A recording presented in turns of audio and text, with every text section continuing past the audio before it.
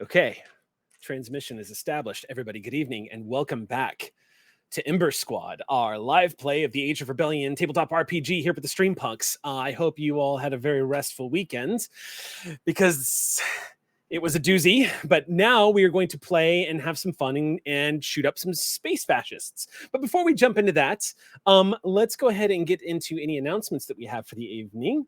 Does anybody have anything they would like to kick off and announce? Anything y'all are up to, all the amazing stuff? Anything like that? Sorry. Gina. Yes, Gina. Hi, Gina. That's me. I just want to say that tomorrow I have a crafting show over on the Crown Channel. It's from 4 to 6 Pacific Standard Time. I know, I craft. You don't know me that well, but that's what I like to do. Know that. And I also like to talk to people. So that's what the show is. I talk to people and I craft stuff. It's called Good at Stuff because I'm sometimes good at stuff. Gina, if any of your producers on your crafting show are open to it, I would be happy to fly to Seattle and dash into the middle of your crafting show with Cookie Monster. You have no idea how many times I've wanted to do that. I get an unreasonable urge to eat cookies while I'm doing the show. Just like camera just cuts to me kicking in the door with the Cookie Monster puppet. Just bust through our glass windows. I've actually got that Cookie Monster puppet around here somewhere. Anyway. Do you? That's awesome. To add off to that, Sam and I are playing a very important chapter of They Rode on Wolf tomorrow night. They Rode on Wolf is a one-on-one that Sam and I have been running for months now, based off a sort of an original Norse-styled flavored world about the descendants of humans that fled Ragnarok in sort of a Hail Mary, sailed across the sea, braved the crashing waves and the deadly presence of Jormungandr, and managed to make it to the other side of the world on the edge of Midgard, the one place where the Fimbulventers snows were not slaying everybody, and managed to build themselves a new life. And Sam plays the descendant of one of these humans that is setting up a new life here. Sam's character, Blyer, is a human who has a mystical connection with a wolf that cannot see except through Sam's character's eyes. And so essentially a giant badass wolf that is Sam's character's mobility device, and also immortal. Lots of mystery. We've been playing this game for a couple of months now, and They Rode on Wolf is very near and dear to our hearts. We're actually getting ready to wrap up the big chapter of this game over on the Discord tomorrow night and put a pause on the game for now and continue to develop it. During that pause, we will be picking up with, and y'all are going to love this, if you watched our Star Wars one-shot that we played with the brilliant people that you see before you, that would be the Force and Destiny one-shot, where they went up against Inquisitors to save a young Jedi youngling who needed their help. We are picking up where that story left off. Specifically, we are focusing on Sam's character, who rescued our youngling Jedi, who I am very excited to announce that next month you can expect... I believe, is Caitlin how you pronounce her name? I have Moss written here, but that is a weird Moss, name. I believe, is the correct spelling. Yeah, that's right. Okay, so renowned Caitlin graffiti Moss, artist Moss. Yes, right. Yes, that's it. She will be joining us for what was originally a one-shot, a one-on-one game. It is now going to be Jedi Knight Sam and Jedi youngling Caitlin, basically fleeing the Empire during this time, and hopefully bringing the story back around where we can reunite with those who we left on Nar Shaddaa during our fundraiser event. We're telling a big epic story and getting pieces of it as we go. So if you are interested, do sign up and support the Streampunks, and you will get full access to our Discord, and we play these just with our community on the last Tuesdays of every month. So that's my big long push. If nobody else has anything else. Oh, yes, Sam. Yes, I have, I suppose, a post announcement. That is to say, a thing has happened. Namely, I had my stream anniversary this past weekend, and Eric, I screwed up again. I screwed up the way that we screw up. You know how I screwed up? You underestimated Ox Crew. You underestimated everybody. Is that accurate? Oh, you pull. Yeah. It's not even that, like, it didn't make it till I showed up on camera. Eric, it didn't make it to my morning pre-tweet. Excellent. And ultimately, they broke that goal. They broke that goal 6 times, Oh raising my God. a total of $3,559, and yes, 69 cents for Rainbow Railroad, Dude. for whom this channel, QueueTimes, has also been fundraising all month.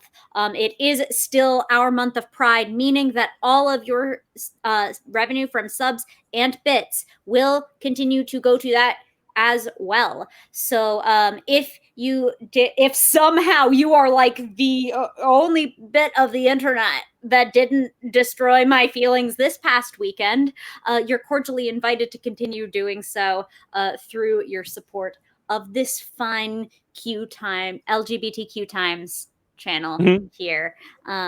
So our community are good, and I'm excited. All right, Ox Crew. It's time to go to war with the stars. Let's begin tonight's session of Ember Squad.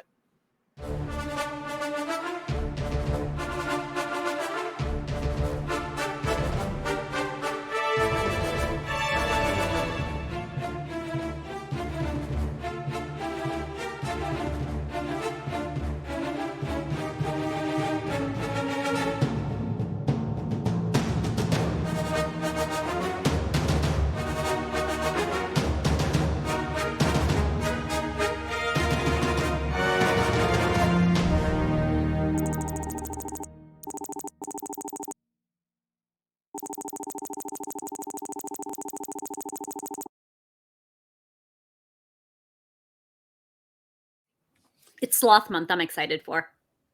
The fuck? Welcome back welcome to Ocarum Prime, everybody, as we are undergoing the operations here. We're gonna go ahead and jump back into Sloth Month. I mean, Star Wars. When we last left off, Ember Squad was in a precarious position. You had all arrived on Ocarum Prime, here to retrieve a rebel agent. You have a very small window of time to do this, but you were very fortunate to only have needed a few hours to locate your rebel agent for the extraction and get back to the extraction point with a secondary objective as an option.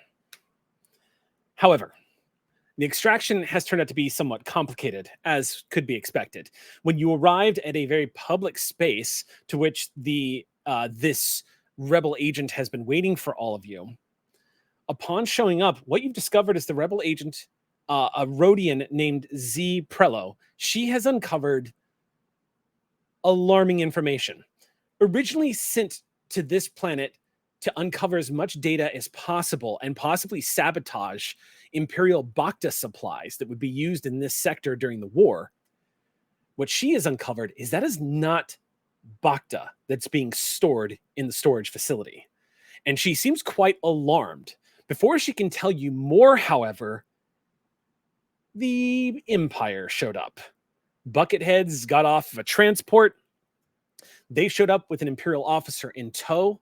And as you were all having a question with Z just outside of the diner, this is, of course, just a few kilometers outside the city, what you saw from outside looking in is the general manager, this human, talking to this Imperial officer who's being flanked by stormtroopers and is pointing outside, not necessarily in your direction, but is pointing outside and giving a shrug. While that was happening, just to cover everyone's asses, Stucky decided to get in position to hotwire a speeder in case y'all need to get the hell out of there. And where we last left off was that diner manager waving to in sort of the general direction of the outside area, and the Imperial officer looking at one of the stormtroopers and nodding, and they were all getting ready to exit. Now, before another moment in time passes, there's an important thing to bring up here, and I want to give everyone an opportunity to to sort of get a piece of information, because this is one of those things that in the fraction of a second that you're watching this social interaction take place between the Imperial officer and this diner manager, you might find some information. So I'm going to ask anybody who wants to make the roll. I'm going to ask for a,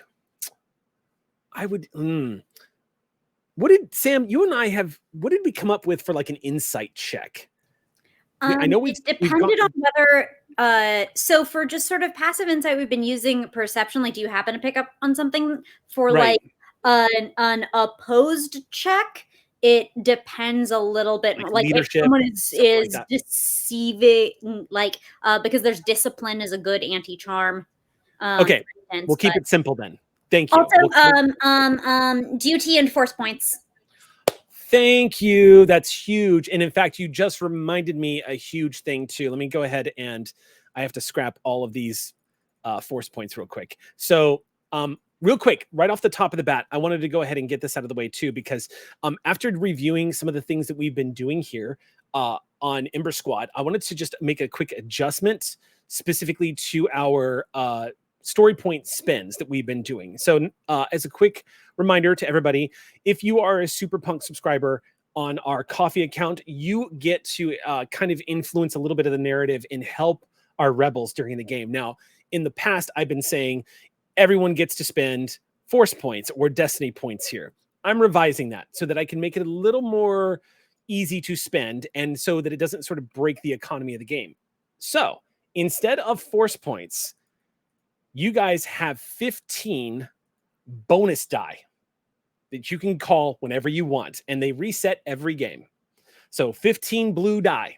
You can only spend one at a time, though. But you can automatically say, I'm going to spend Ox Crew die, and I'm going to gain immediate blue dice to this roll.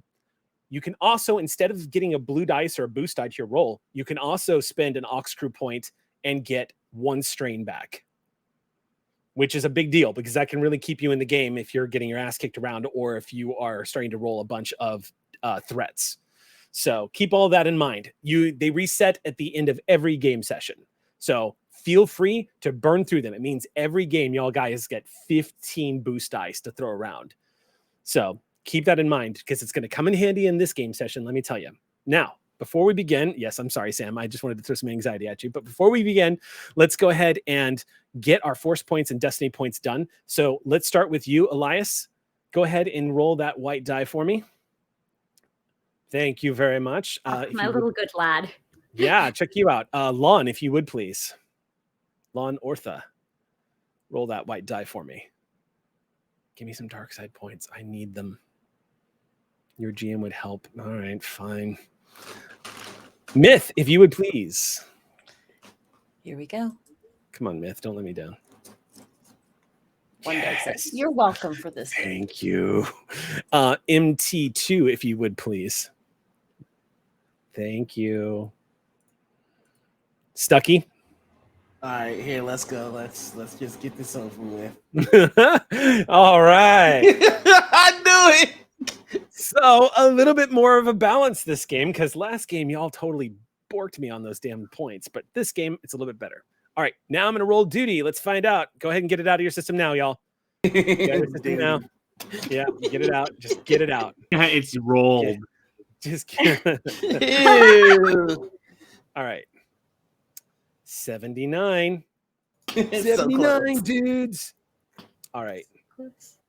So that is not going to activate. Okay. Yeah, so that's not going to activate anybody. All right, so no duty is going to be activated this time. So this game session, you guys are not going to gain that extra wound point, unfortunately. All right, that out of the way. Bummer. I'm going to call for a perception check. The only person that's not making the perception check right now is our dear ace pilot, Stucky, who's actually in the process. Who I'm going to have hotwire that speeder. But did that already happen last game? Did we roll for that? I don't think we did. We had asked for Lon helping me with that. Oh, that's right. Okay. I'm looking at our rolls here. Stucky rolled. Okay.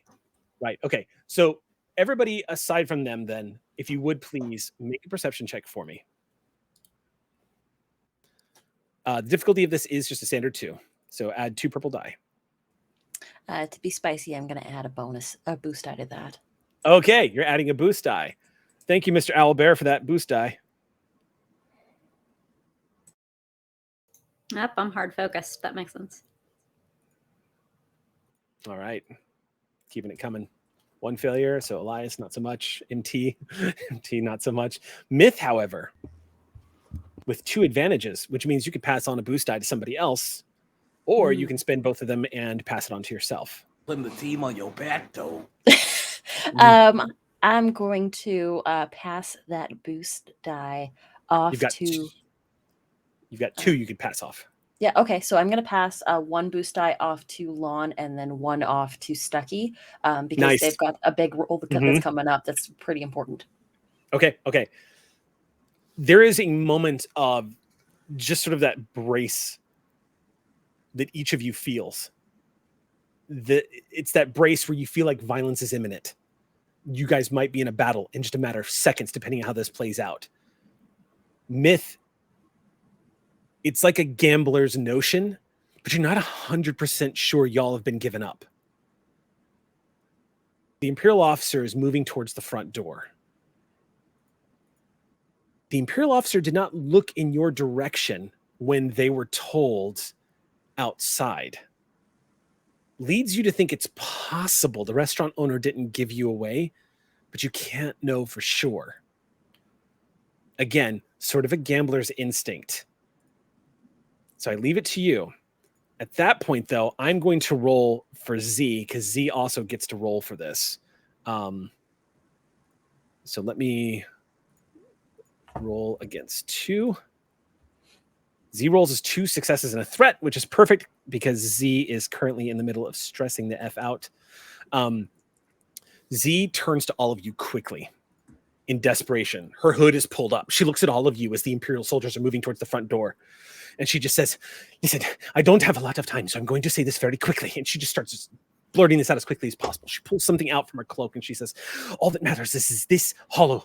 And she offers it out to anybody who's going to take it quickly. Myth will grab it and tuck it into the pocket of the jacket. The Imperials know that I am planetside, but they do not know you are planetside. All that matters is what's on that hollow. I will draw them off. Are you sure? Don't argue. I'm one person and I can move quickly. I know how to run. The rest of you, keep your cover intact. You're our only hope now to find out what's inside of that facility. And you see her eyes dart over as the doors of the restaurant open up. Myth is going to, I believe, is MT and Elias next to Myth? I walked a little bit closer to the speeder. I'm between you and Stucky. Okay. Yep, I remember you putting yourself in a tanking position. Elias is keeping their eyes on the door. Last thing they did was unclip their holster. Okay. Okay. I'd like to, if possible, if Elias will allow me to sort of put an arm around Elias's shoulder and draw them in backwards into maybe some sort of alley where there's a little bit more cover. Mm-hmm. Yeah, they can use the natural cover of the side of the restaurant, honestly. Might be a little bit easier to go back here. I don't think we've been given away just yet. Y'all have moments. You literally have moments. So how you reply, Elias, and what our 2 thieves are doing, that's what I need to resolve right now. I mean, thieves is, you know. I apologize. Your GM is being a little judgy, and I shouldn't. No, I'm just kidding. Only after it's successful. Right.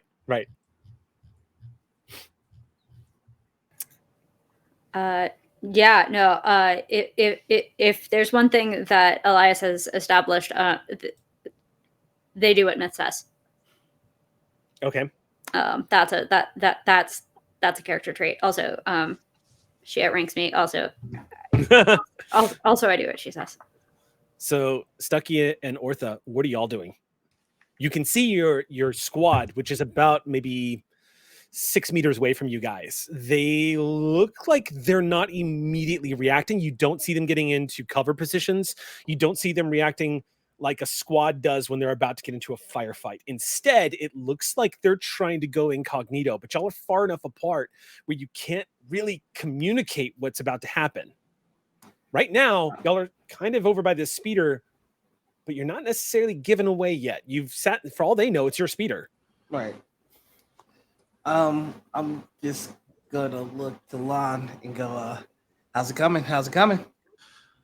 Let's see what we can do with the speeder ignition here. Hello, give me some light. Light comes on as the droid just chirps at you. And I just kind of slide under the speeder to see what I can do when it comes to the... That way it looks very much like I'm working on it as opposed to working on it.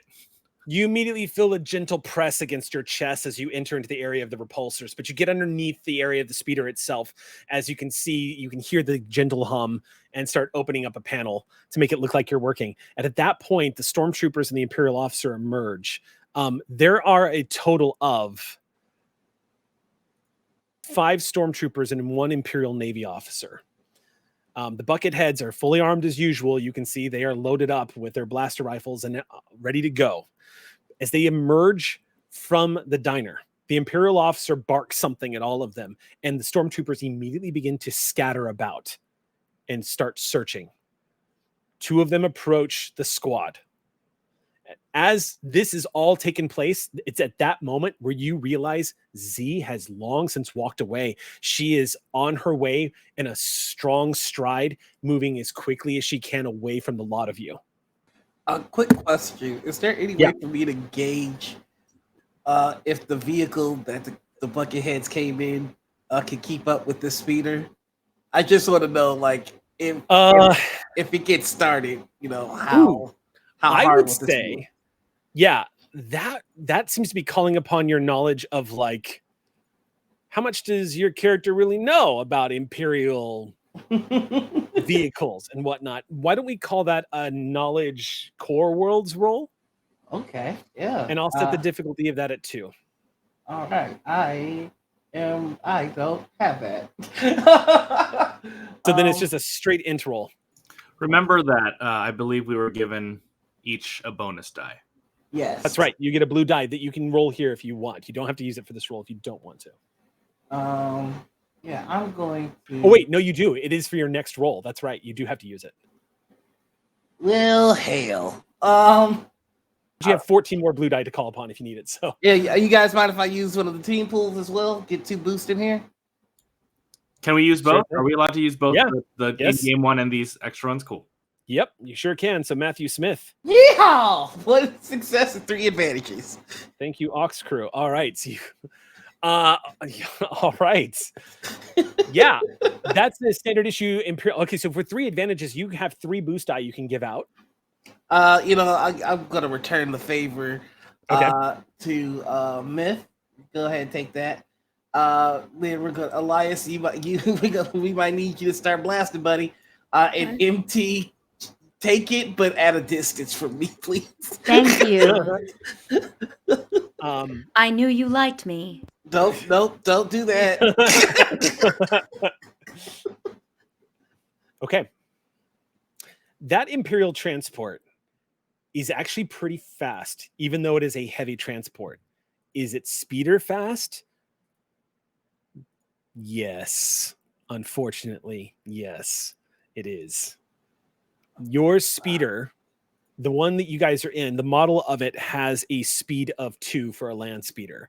So does that Imperial transport. Exact same speed. How far am I from their vehicle? The Imperial transport would be maybe about, actually probably about equidistant. So I would say about 6 meters away from you guys. So a jaunt. About 15, 16 feet. This is dumb. I can't do it. Lad, I'll be right back. I'm just gonna start walking over there. Oh my God, this is such a moment of like, This is such a moment of when like 3PO is like, I'm afraid our friend has gone and done something rather rash. And then they turn and see an Ewok crawling on top of a speeder bike. All right, Stucky, you hop out of the speeder. There are stormtroopers that are fanning out. None of them seem to interact with you. I'm going to make a roll for the stormtroopers right now.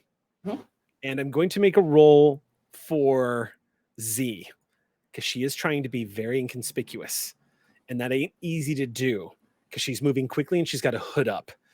But she is trying to get away from you guys as quickly as possible. So I'm going to see if she rouses suspicion from the stormtroopers. So I'm going to make her roll. Let me pull up her character sheet real quick. What would you know what? I might say this is a, this is going to be a stealth check. We're going to make a stealth check. Okay. Her stealth check is no joke, which is good because I'm setting the difficulty of this at 3. All right, here we go. She's rolling. 1 success, 1 triumph. It's because of her success and her ability to move quickly that y'all didn't see her moving away from the group the way she did. And by the time you notice that she has departed from the group as a whole, she is dashing quickly away from the place and slinking into a crowd of nervous citizens that are seeing the stormtroopers act in a very aggressive manner, and they're all kind of moving back. When you see her expertly, when she gets into the crowd, immediately pulls her hood back down and starts acting anxious with everybody else. And she slides back in to all the citizens around the diner, kind of getting stopped and questioned by the stormtroopers. You there! Stop! Let me see some identification. One by one, the stormtroopers are approaching just random people and questioning everybody.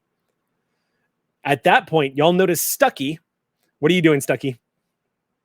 I am going to look for the quickest and most efficient way to sabotage this carrier possible. Like, I'm talking like sugar in the gas tank level of just messing this thing up as quickly as possible. Without using explosives, Mm-hmm. the quickest way might be getting into the seat, the driver's seat, as it were, and pressing a lot of buttons, which is possible. Yeah, it is. But it's also very stupid. It's also you are not going to be invisible. It's entirely possible you could pull that off and James Bond this and just slide in there and do the thing and get out before anybody notices you. The stormtroopers are fanned out and they are not looking back at their transport, probably assuming the way the Empire does, no one would be stupid enough to try such a thing. So no one is really, that's how they're viewing it. No one is really thinking about it. Well, the Empire needs to know Stucky's not stupid. So Stucky's gonna slide in. They shouldn't have given me a class called the Hot Shot. So I'm gonna hop in the pilot seat. Holy shit, you're doing this. All right, you get up to the transport. Yeah. The transport has been completely evacuated, Stucky. If there's one thing you've got going for you, is the fact that they have completely disembarked. There is nobody guarding the transport. All 5 stormtroopers and Imperial officers, everybody who came on this thing. So they are in the diner or scattered around the diner. At any moment, one of them could turn and look in your direction. What are you doing? You're going to slide into the seat and get in there? Yeah. Okay. Go ahead and make a stealth check for me. Yeah. As your GM, I recommend I'm going to use that boost. Yeah. Okay. Yeah. Oh, yeah. Are you using an aux crew boost die? Yep. That's 3 hey. 2 advantages and 1 triumph. You didn't add your difficulty. I hate to be the breaker. Okay. No. But don't re-roll that. Okay. Keep that roll. Uh-huh. And because that was spectacular, and it would be really bad if I made you. Aether Spoon, thank you so much for that boost die. I appreciate y'all. Okay, so now I'm gonna have you roll your difficulty dice, and because I'm a total bastard, I'm absolutely spinning a dark side point here. Yeah, let's do it. Yeah, so you're gonna roll 1 challenge. You're gonna roll 1 challenge and 2 difficulty dice for a difficulty of 3. Which one's the challenge?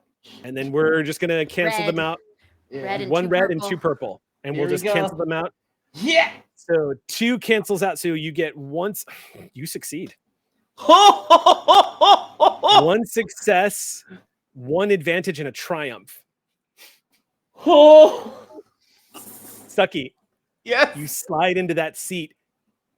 Ember squad, y'all can see what Stucky is doing. And it's one of those horrifying moments where it's just the universe lining up. Nobody at that particular moment. It's like out of Minority Report. The balloons are in the way. Nobody thinks to look over at the transport. It's just that brief moment in between when the troopers are asking and questioning and harassing people for their ID and the Imperial officer is barking at somebody. No one is watching what Stucky does. Stucky, you slide easily. You have full access. With one triumph, I'm going to rule that they didn't turn this thing off. It's actually still in standby mode, so you have full access to the computer. What would you like to do?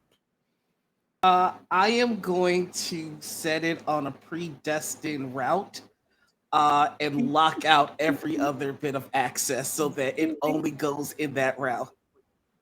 Okay. And I'm sending their route to the furthest landing pad away from our ship. That would be on the other side of Okaram City. Okay. Which would be roughly 14 kilometers from here. They'll enjoy the trip. You engage the autopilot and slip. I'm guessing you slip out of the seat, or Oh yeah. you slide out and just kind of walk on back. One of the stormtroopers turns and sees you approaching, like thinks that you're actually walking up to the diner, and one of them says, "Stop. Oh. The diner's closed. Move along." I was looking for some green milk today. Oh well. Can I just walk on? You walk on by as the stormtrooper just turns and looks back in the direction of the diner patrons. Real quick, I'm just curious, Ortha, are you actually doing anything with the speeder, or are you just pretending you're doing something with the speeder? I think I'm actually going to try to see if I can get it working. Okay, the speeder's working, fully functional. Oh, I mean, if you want it, access. If you want it, oh yeah. Okay. You definitely would need to do that from the driver's seat then, and hotwire it from there. Yeah. But if nothing else, everyone coming out and seeing you working underneath it is going to add to the legitimacy of watching you futz with it while you sit into the driver's seat. So I won't have you make a stealth check to do this, because right now everyone just thinks you're a mechanic working on their car at a diner. Great. So Ortha, you slide out from underneath this. Elo just buzzes around you and follows you as you get into the seat. I am, however, going to roll to see if the patron who was enjoying their green milk inside the diner spots somebody getting into their car. Yeah, I was just thinking that. Like, oh boy. I'm going to set this as a difficulty 2, but I'm going to give them a setback die because of all of the stuff that's happening right now around them with the stormtroopers. 1 failure, 1 threat. Nobody knows whose car that is. You slide into the driver's seat. Go ahead and make me a mechanics check, if you would, please. The difficulty of this, you were trying to hotwire this. The difficulty is going to be 3. However, Elo can assist you here, so you will get a boost die. So I already have the boost die for my next roll from Myth earlier. That's right. So that'll be 2. And then Elo help. Yeah. And then 3 difficulty, you said? 2, 3? 3 difficulty. So 3 perps, please. That's that's a big handful of die. All right, let's see this. 4 successes, 2 threats, and a triumph. From the worker's hands, the speeder comes, and to the worker's hand, the speeder returns. I'm going to rule that is going to manifest as 2 strain, as the pressure you are under right now, with stormtroopers all about you and your squad of rebels not more than 4.5 meters away from you now, trying to play off like they're just patrons here at the bar, while you hotwire in full view of everybody this speeder that's going to accommodate all of you. You're just kind of like trying to keep it cool. And Elo turns and looks at you as little bitty sparks fly out from the tool set that he has at the end of the little mechanical arm. Elo just turns and they look at you and they just go, "You're doing great. Keep going." Luckily, as a saboteur, I have the talent Resolve. When involuntarily suffering strain, suffer 1 less strain per rank of Resolve to a minimum of 1. So I have to take at least 1 anyway. But you only take 1 strain then, because you keep it together. Elo encourages you. You only take 1 strain. The speeder goes. All systems come online. No offense, Lon, but I think I'll take it from here. Can I just hop in the driver's seat? I slide over to shotgun. Okay. Your friends are mounting up, as it were. I'm going to just kind of casually head towards MT first. Ooh, you pull the land speeder out and just drift over to where your squad is awaiting. Yeah. I'm just kind of sitting by casually. I approach the vehicle and I say, Z has fled on foot. Okay, then we should go pick her up. Priority mission. Our fellow co-workers are hiding in the alley. Yep. We're gonna go get them. Just get in. Okay. As you're getting inside the speeder, one of the stormtroopers says, "Hey, stop!" and comes jogging up. One of the other stormtroopers, noticing them jogging up, turns and starts joining them. Are you talking to me? Both of you. No one's leaving until the inspection's over. We're searching for a rebel agent. Oh, of course. Just Let me picking see up some ID. Sure thing. And I kind of reach over to see if there's any identification in the speeder. Just reach over to the glove compartment. Yeah. As it were.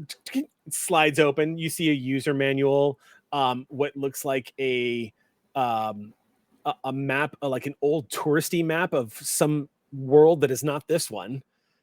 And a couple of parts, a couple of bolts. Yeah. All right. I think this should be it. I'm just gonna pass the data pad that has the manual on it. You just hand him the user's manual. Yep. You just hand over.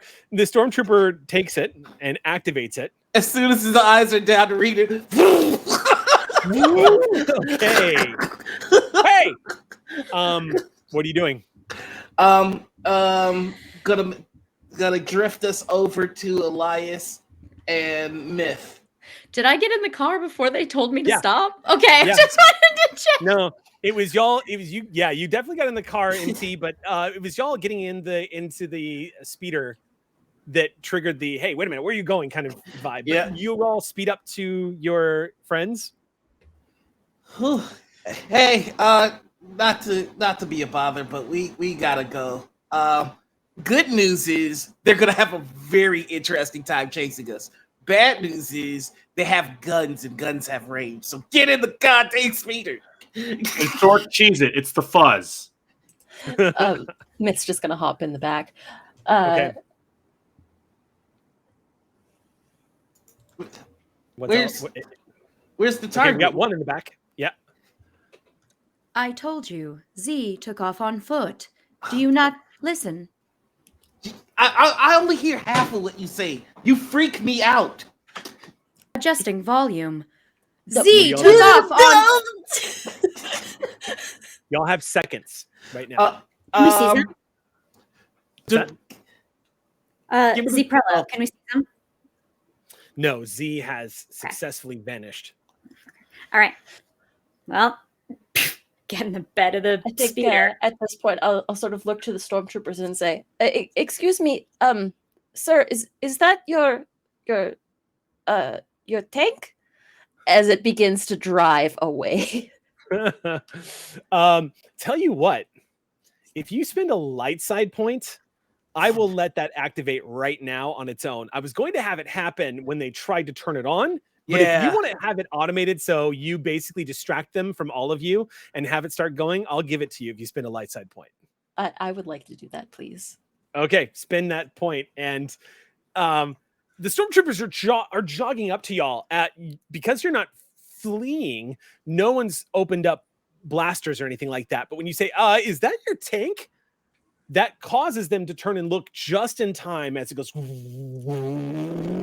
And the stormtrooper goes, wait, stop. And they turn their backs to all of you. Just as you see the Imperial officer go, what? And start running after the tank as a couple of the stormtroopers, thinking that someone has taken the tank, one and two of the stormtroopers open fire on the tank as it's flying off. And they all have their backs to you right now. I'm just going to look over and go, it's a good thing my programming sucked. That was not supposed to happen. And then I'm just going to like floor it on the spear. You guys tail it out of there. After some seriously amazing rolls and programming a freaking tank, sure enough, the Empire is way too busy with the fact that someone just stole their tank and is driving back to the city with it. They are, with the last you see of this unit of stormtroopers as y'all pull away from the diner and speed off in this stolen speeder car, is a squad of stormtroopers flanked by an Imperial officer screaming and chasing after it with blaster bolts going off. And you all leave the scene. Now the ground is racing underneath you. It's getting darker out now as the red sun has begun to sink behind the great mountains in the far distance. What do you all do? And where are you going? All right, so I didn't think any further than escape and sabotage. So does anybody have a bright idea? I'm the pilot. Trying to check in with our CO. Myth will hold up the hollow. This is apparently what is most important, according to Z. Z wanted to give us the opportunity to do what needs to be done, but here is, I think, what is most important. And I think once they're sort of in the clear, in a quiet place, Myth will press the button to play the hollow. You see it is encrypted. Okay. Is there any way that I can decrypt it with the current codes, or you can try with a computer's check? Okay, I would like see if you can get into this thing. The difficulty is going to be 3. All right. But it's going to be a simple, it's not even slicing, really. It's just kind of like working out how to get into this thing using codes that you've got available. So 3 perps. May I use a boost die? The boost die from earlier? Oh, I had a boost die from earlier, didn't I? That's right, you had a boost die from earlier. You had All one right. boost die from earlier. So throw that in there with the 3 perps. Sounds good. Ooh, 1 failure. No luck. As you're trying to punch in the code, you notice that it's just resilient. It's not any code that you've had. Not anything that you know. Not to be negative here, but I thought our mission was to get V, not a hollow disk.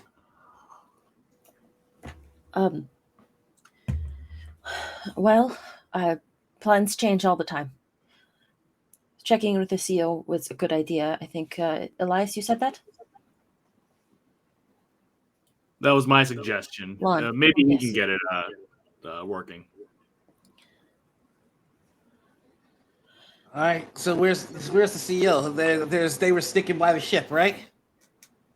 Mm-hmm. Well, good news is that the stormtroopers' little tank thing is programmed to go very far from the ship, so we might have some lead. We might have some lead time. By the way, you're all welcome for that. Stroke of brilliance, I know, but you know. Keep going. He's heading towards our ship now. Okay. It's about a 20-minute trip via speeder back to the ship. You end up steering off the main road where people are, of course, traveling into and from the city.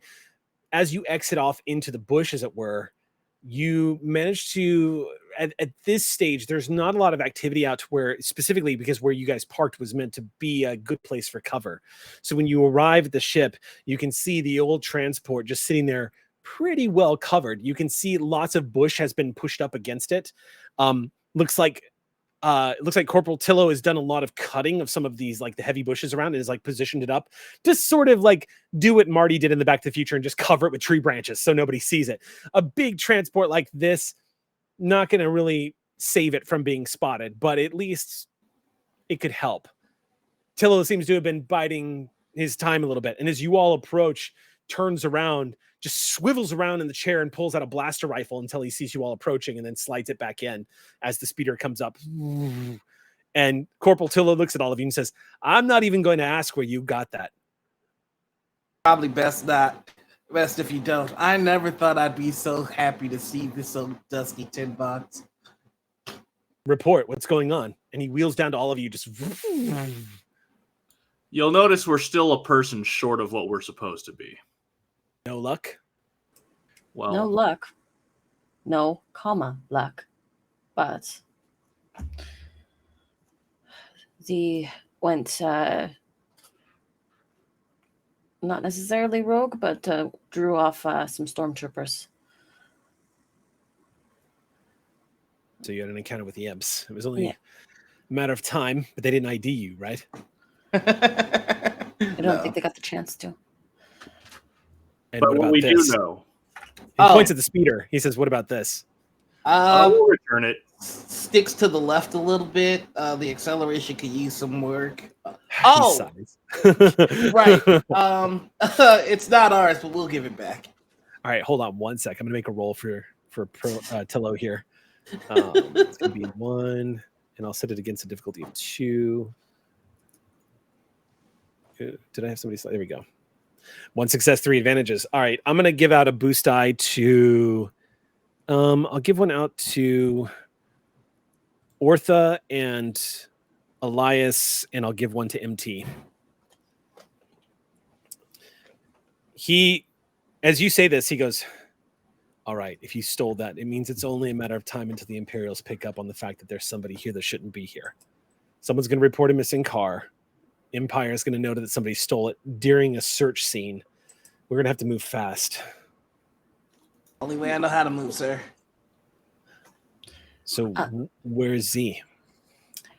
The facility apparently doesn't hold Bacta, but Z, and I'll pass over the hollow recording. Z gave us that before they slinked into the shadows. He looks at this, and you see he looks a little surprised by that, and he doesn't hold Bacta. Doesn't hold Bacta. Something else. Something probably more dangerous. That can't be good. All right. Let's get inside the ship and see what this has got to say to us. A few moments later inside the shuttle, he moves over to the console, enters a couple of commands of the computer, and you see data readout where you see what looks like probable codes used by rebel agents. As he scrolls through it and selects one, turns over, taps on the commands for a second.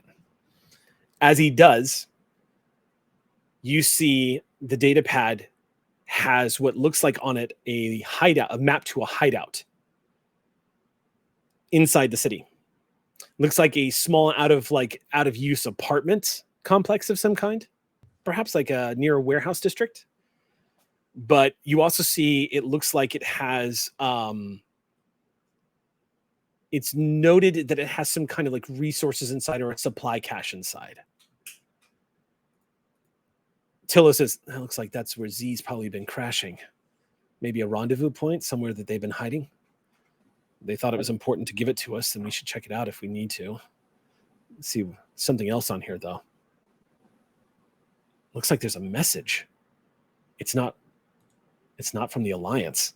Taps the button a couple more, and you see, as he enters the code, the hollow crackles to life, and before you is the upper torso of a Syrian woman dressed in the uniform of an Imperial civilian scientist.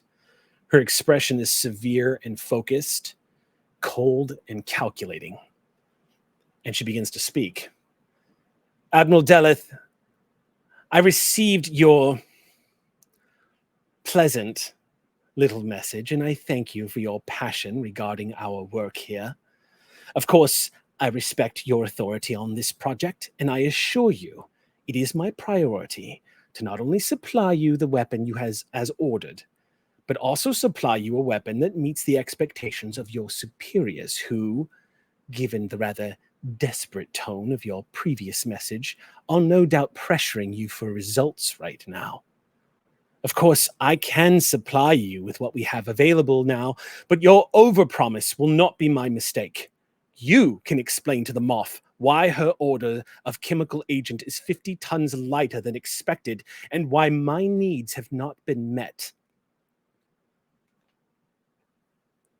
We both know what this means to you, Admiral.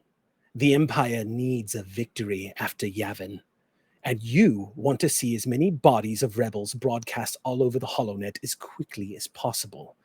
If you truly wish for manufacturing to increase, I need the refinement process to hasten.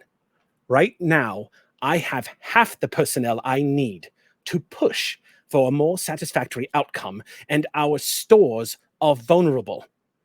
It is in both our interests to correct this matter. Send me more forces, and I am certain the citizens of Okaram will be prepared to demonstrate their loyalty to the Empire once they have been given the proper motivation. Garrison forces can then seize the farms directly, and I will no longer have to continue this tiresome charade of pretending the government of this world has any say in how and when I acquire my materials. In the meantime, I will have what we have manufactured thus far ready for you by the time you arrive. Dr. Geliso out. And it fades out. Well, that looks like somebody in desperate need of a vacation. Underworked, overworked, underpaid, and half-staffed. I think we have a way to stop this operation if we need to. That tone of voice is concerning. That's not someone who wants to get away from the Empire. That's someone who sounds almost fanatical in their execution, but not necessarily even for the Empire, but for different purpose. Could be off. Do we know what chemical this could be manufacturing? Are you aware of any such things?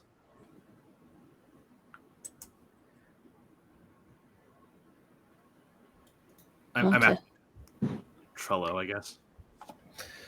Tillo? Corporal Tillo looks like he's going to be sick. You see he stares at the hollow and says, they mentioned the word weapon and chemical agent. And it's not Bacta in the storage facility. They're making chemical agents for biological warfare and chemical warfare. Oh. And they mentioned turning the citizens to the side of the Empire through a demonstration. But also rebel bodies, so they might have a target that's us. Or a target that they can frame as us. Do I recognize this scientist at all, or the... No. It's rare to see particularly at this stage in the Empire's life, it's rare to see non-humans working so cooperatively with the Empire. She seems very passionate about what she does. You don't recognize her. What was was it an admiral? What was the name that she was speaking to again? Yes, indeed. There were some names dropped. Admiral Deleth. That's Delleth.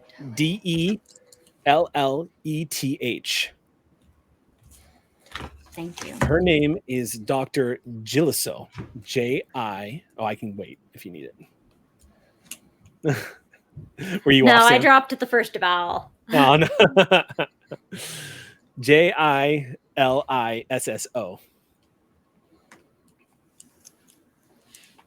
Well, I think one thing's for sure. This isn't a simple snatch and grab of some Bacta anymore. I don't think we're equipped for whatever it is that we found ourselves in. Nonsense, friend. Look, the chemicals may be a dangerous agent, but guess who's making them? The worker. Looks like we have a work stoppage we can try to pull off here. Love the enthusiasm, but if this goes sideways, we're not outrunning anything in this rig. Then we're not. This is important. That city's on the line. And if they're looking to spread some sort of disinformation towards the citizenry to turn them against the Alliance, then it's our duty to stop it, I suppose. Yeah, we barely have a blaster between us. I have a knife. Now is not the time! That is true. I'm not good with weapons, but I'm good with words. And I can be stealthy if I need to. And they're understaffed. And I am a surgeon. Well, I suppose I needed a new dumbest thing I've ever done story, so they should work. Jumping into that troop carrier, wasn't it? Oh, that was routine.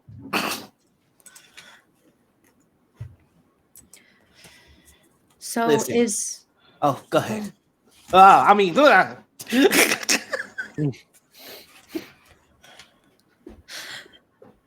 so is the new mission infiltrate worker camp? We still also have to find Z. Z might have valuable information that might aid in our mission agenda. Infiltrate the facility, find out what they're storing there specifically, get proof, disseminate it to our allies. All right. Tilla raises his hand and says, "Let me think for a moment."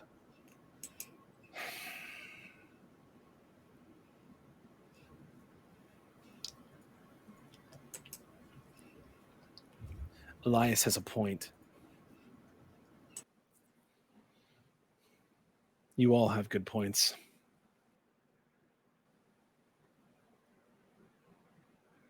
Here's what we know.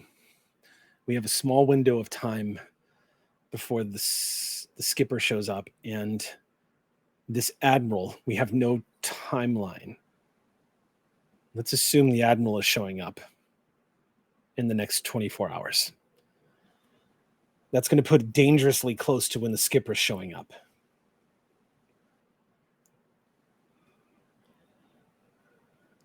Skipper shows up and you see him check his mission clock. Roughly 36 hours.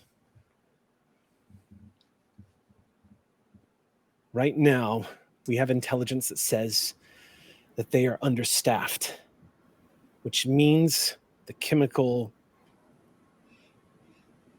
agents that they're going to be using, they're probably not properly guarded right now. And it sounds like they have tons of this stuff. If we let it off world, that's going to get used. And thousands of people are going to die.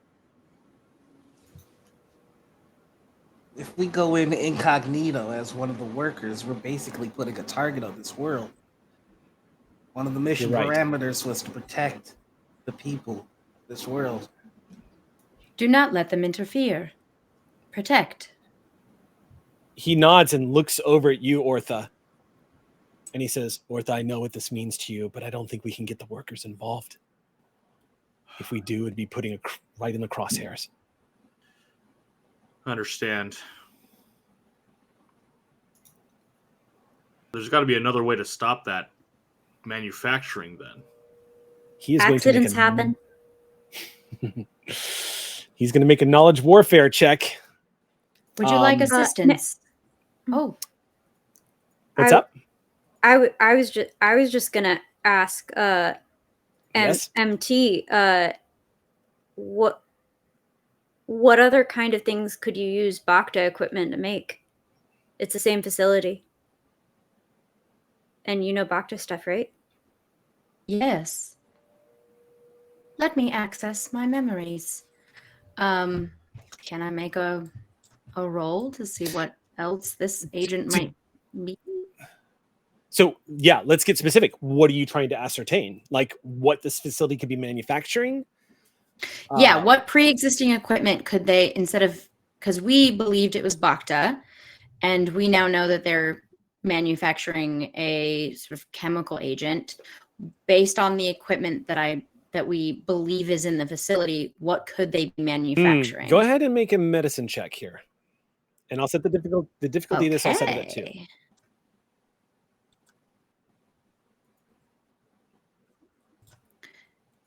Do. 1 success, 2 advantages. All right. Who would you like to do anything with those boost die? Oh yes, I have 2 boost die. You can spend 2 advantages to give yourself a boost die on your next roll, or you can spend 2 advantages to give away a boost die each to one of the other members. Say that again. You can spend one of those boost die and add that to the next allied character's check. Or you can spend both of those advantage to add it to your next check. Let's do it to me. Oh, no, wait. To my next check? Yeah, I'll do it to my next one. Okay, so you spend both. So in your next roll, you're going to get an auto boost die from those 2 advantages. Great. Okay. So with that roll, you begin to access MT, and as you start to pull up some of the basic information, your logic circuits start placing all the facts that you've gathered together based off of what you know about medical facilities. You know for a fact that Bacta is simply not created or grown on this world. It is not made on this planet, which means that if there was a Bacta facility, the only reason why it would be here is if this was a staging ground to ship Bacta to the rest of the sector for warfare purposes, or if it was being refined here and made and then stored and then shipped out to the sector for warfare purposes. Therefore, the medical facilities that they have in place here, now that you know that it's not Bacta, it's incredibly difficult to guess what equipment they might have. However, you are able to put 2 and 2 together. They mentioned the farms and they mentioned the workers and seizing their farms. Clearly, something is being grown on this planet that is being weaponized. Yes. And from the sounds of it, the people that are doing it have no idea that they're doing it. Okay. And on the message, she mentioned that they were short-staffed. It sounds so. No, they were short-staffed, but wasn't she requesting that she was 500 something? Yes. The message she said specifically, and I'll read it back to you because as a droid, you would have an exact duplicate memory of what was spoken. Yes. Of course, I can supply you with what we have available now, but your overpromise will not be my mistake. You can explain to the Moff why her order of chemical agent is 50 tons lighter than expected. Lighter than expected. Yep. So there's no way of knowing how many tons they have, just that they're 50 tons short. But we know it's refinement. If you wish for manufacturing to increase, I need the refinement process to hasten. She's basically asking for more people to come down here to force people to work harder to produce more. Well, I convey that there is too many numerous possibilities of what it could be, but farms are being used without the workers' knowledge. I mean, if we're trying to figure out what the Empire's trying to muscle on out of here, and we want to do it without the Empire figuring out what we're looking for, best way to go about it, I've always figured, is to see who was the first bully. Before the Empire got here, somebody was running everything. Maybe we head to the underworld, see? I have knowledge of the underworld. I will aid you in this. Tilo looks at you kind of surprised. How? Never mind. Legal racing.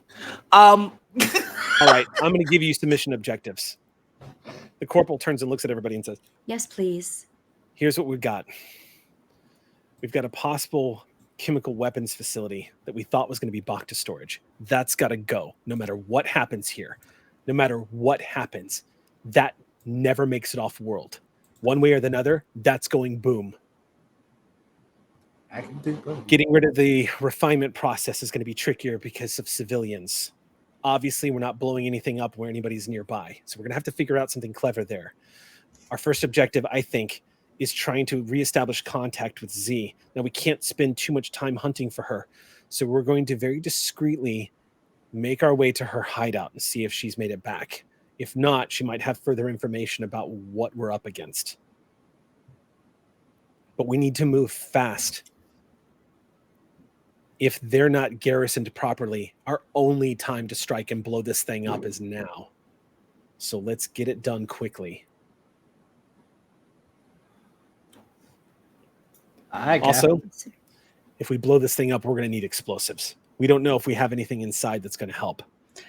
Maybe Myth's storehouse, or maybe Z's storehouse might have something. Her personnel file does state that she has some expertise in sabotage as well. Maybe she's come equipped. I can head to that safe house and see what I can see there. All right. Ember Squad, I want you to head into the city and find her hideout. I'm going to move the ship. We're too close to the diner at this point. I'm going to find us another discreet area to land. Myth, you think you could make me a fake registry for this speeder? I could see what I could do. I thought we were returning it.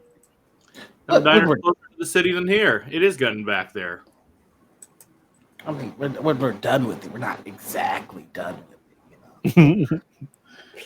And I should probably also see if I can get some identification, seeing as they are checking papers. I'll start a new paint job. Is there something that get us access into this place? Whether it's sort of technicians, custodial, worker. Any kind of forgery that would let you look like you belong there, basically. And get in any sort of easy security, like any light security stuff. Sure. You first of all, the location that is on that data pad does seem to have a security code on it. So you will probably have access, presumably, to whatever you find when you arrive. So first off, I would like to forge a fake registration for this vehicle so that it doesn't fall under scrutiny. Okay. Let's do it. So you're going to create forged documents. Okay, so that's going to be tricky. I'm going to set the difficulty of that at 3. Okay. Is it computers? Yes. Okay. Do you have a boost die? I do have one from the pool. I believe I don't have one from a scene. I believe we're at 9 in the pool now. Would I be able to steal one from the pool? Sure. Friends? Okay. Duran 452. The rebellion thanks you. Why aren't you at your post also? Duran 452. Why aren't you at your post? And Baba Booey. 3 failures, 3 advantages. Okay. Let's see. Negate. Let's see. Thanks. You can spend 3. Is it 3? I always get hung up on this. Force start game 1 melee when dealing damage or penalty. Oh, you know what? Hold on one sec. I'm going to look at the socials cheat here.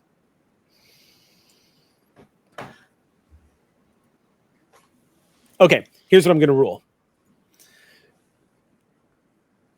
When you're finished forging this document, Myth, the moment you're done programming it, the truth of the matter is you just don't know enough about the language that's being used here on the documents because you haven't actually seen what the stormtroopers are asking for just yet.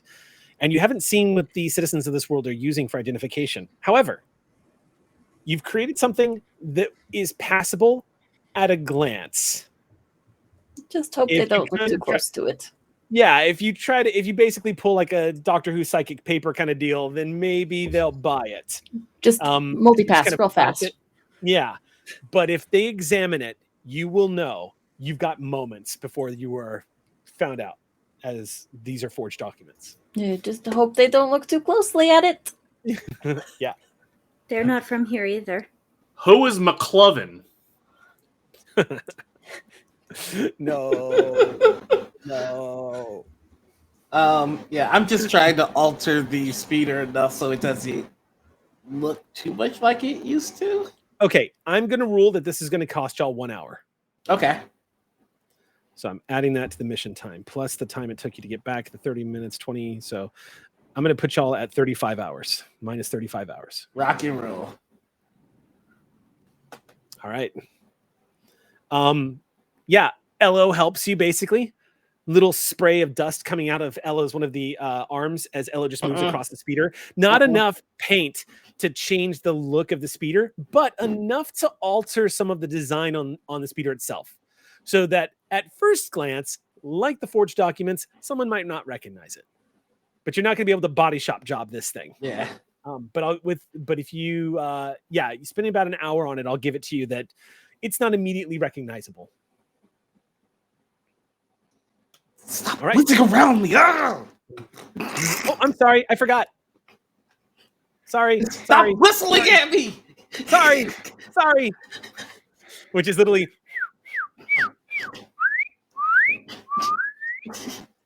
And you hear, sorry. As Elo retreats back over to Ortha. I think I made a new job, Elo. Thank you. Okay.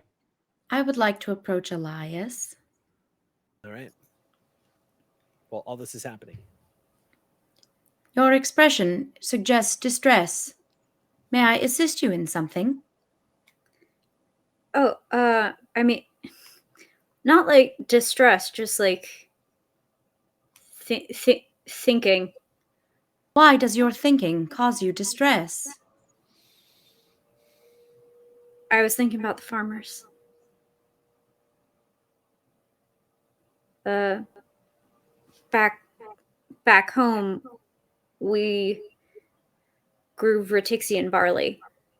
That goes in Bacta. That's, what you would grow for. If they were doing this for real, I was just thinking about how we know everything you can use Vertixian barley for, and a bunch of things you shouldn't. But farmers not knowing what you can use your crops for.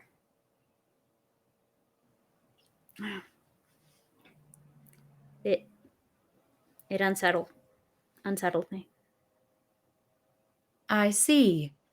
And MT comes to take a seat next to you. The memory of your farm is distressing you. Yeah. I miss it. Why do you not go back? No going back.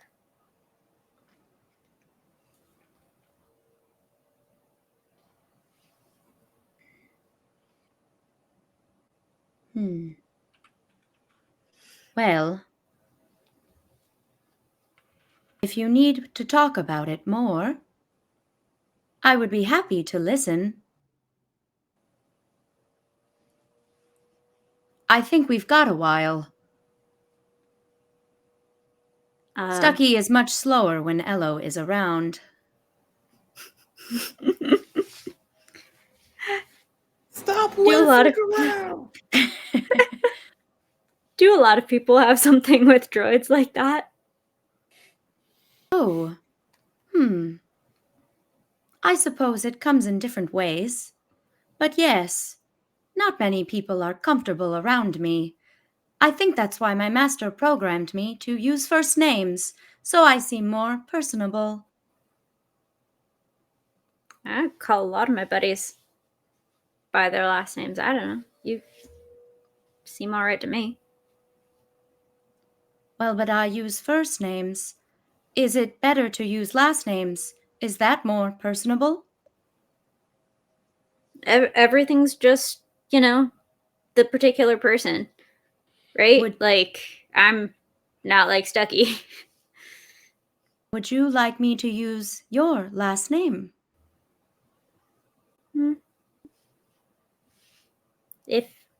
If you like, sure. What is your last name? Cole. I'm Elias Cole. Coworker Cole. I like it. I like you, MT. Thank you, coworker Cole. And then opens. Here is a lollipop. Are you satisfied with your care? I am. Happy to be of service.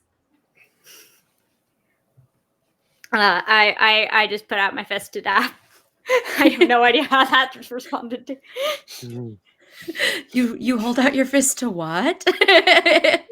I do not understand this gesture. Is this common amongst farmers? Everyone has a name thing. Everyone has a thing, that... A greeting. Yeah.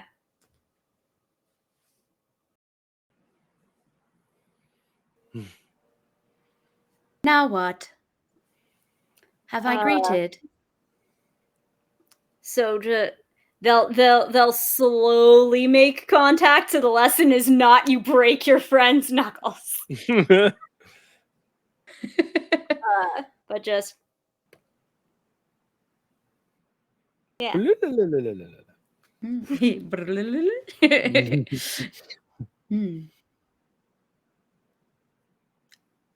I think MT just, when they retract their hand, stands up and very quietly leaves.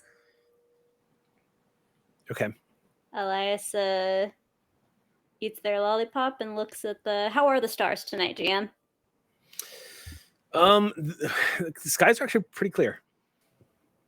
How dare it? They're warsing.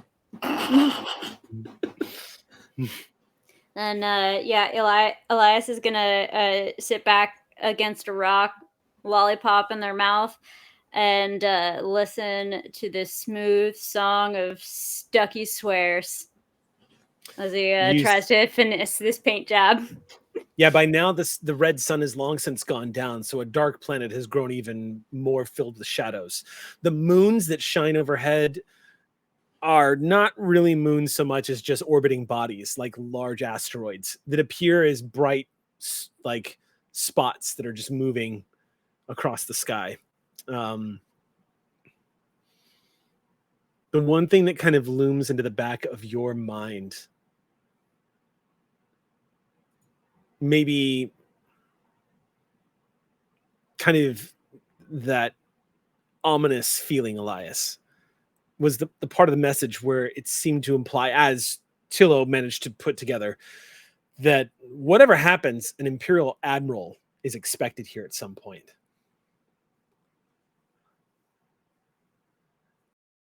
Now, let me ask you a question, Elias. Have you seen what it looks like to be planetside and staring up at the sky and seeing an Imperial Star Destroyer in orbit? They never sent a ship that big. I don't think Elias has seen one that big yet. Have you heard about them?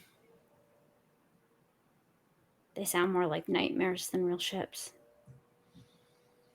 Right now, that sky is filled with only stars.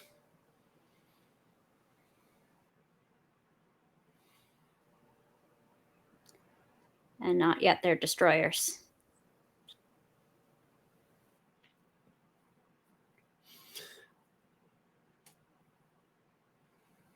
So about an hour passes when the speeder is ready to go. This would be planet time. The true magic of Star Wars is that everything exists in a 24-hour cycle across the universe. So planet time is roughly 11 p.m. at this point.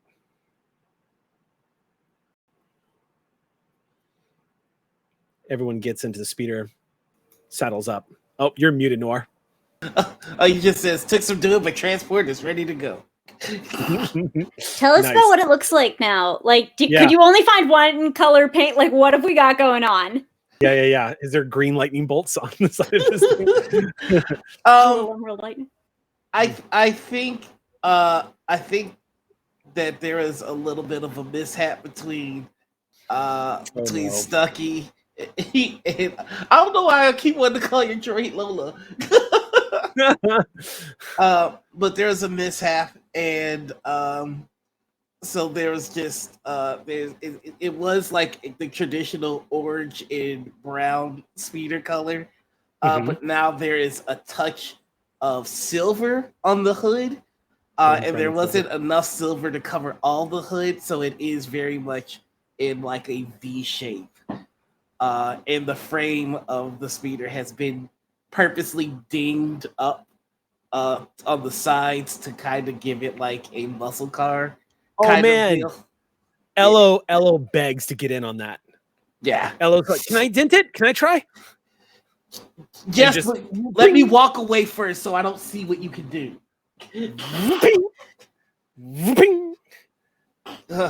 I can't tell if I'm damaging the surface. I think I might be denting my own chassis. I think I understood. I'm gonna have to warm you up and pop that dent back out. Did I help though? You did a great job, kid. All right, everybody in the speeder, it's time to go. All right, one by one, you all saddle up into the speeder. Approaching you all before you take off, Corporal Tillo comes over and nestles against the speeder and says, "All right, I'm going to contact you all as soon as I move the shuttle, but I'm going to be spotty on it. So expect a transmission in the next 3 hours. I can't maintain radio silence until then, unless things get really bad. The Empire's going to be listening for anybody. Right now, they only think Z is here."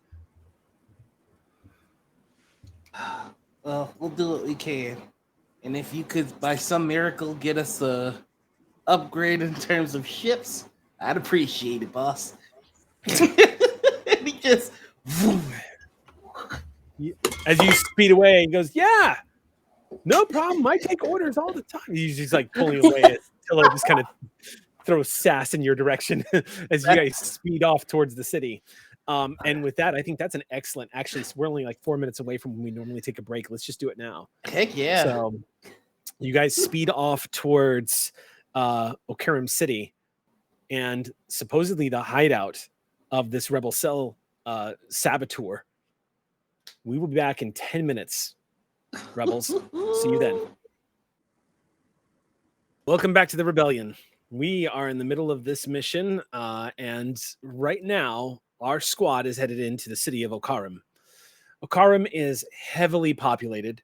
The population is dense here in this city specifically because so much of the areas around the city is rural. So this is sort of the big tech capital of the planet. Millions of people make their home in this city. And the farther into the city you get, the more it starts resembling cities that you might find on core worlds. So you start seeing the skyscrapers as they were, and hover lanes, and lights are used everywhere here. For a planet that spends almost all of its time in shadow because of the red sun, they have turned lights into an art form. So holograms and lights that are all over the walls, the buildings that are lining the streets and whatnot. Some of them are artistically built, but some of them are designed for safety reasons. Essentially, everything here is basically outlined like Tron. It is designed so that it can be very easy to spot, very easy to know exactly where you are, what the things are, and all of the advertisements are lit up in a spectacular fashion. What's amazing is with all of the light show contrasting against the darkness, the city itself does not seem particularly vibrant or alive. Now, that could be because it's late, but a lot of you all feel like that's not why. On occasion, as the speeder is moving through the lanes of traffic, you will pass the occasional site of an Imperial checkpoint. And every time you do, it reminds you again and again and again that while there are not a lot of troopers here on the planet, this planet is definitely under the shadow of the Empire. And with the information that a lot of you have, it's only going to get worse, particularly because of what you were all trying to uncover. It's possible that if you succeed and damaging enough of the infrastructure that manufactures this chemical that's being made here, the Empire won't need to station as many people here. And you could save lives of people out on the battlefront fighting the rebellion.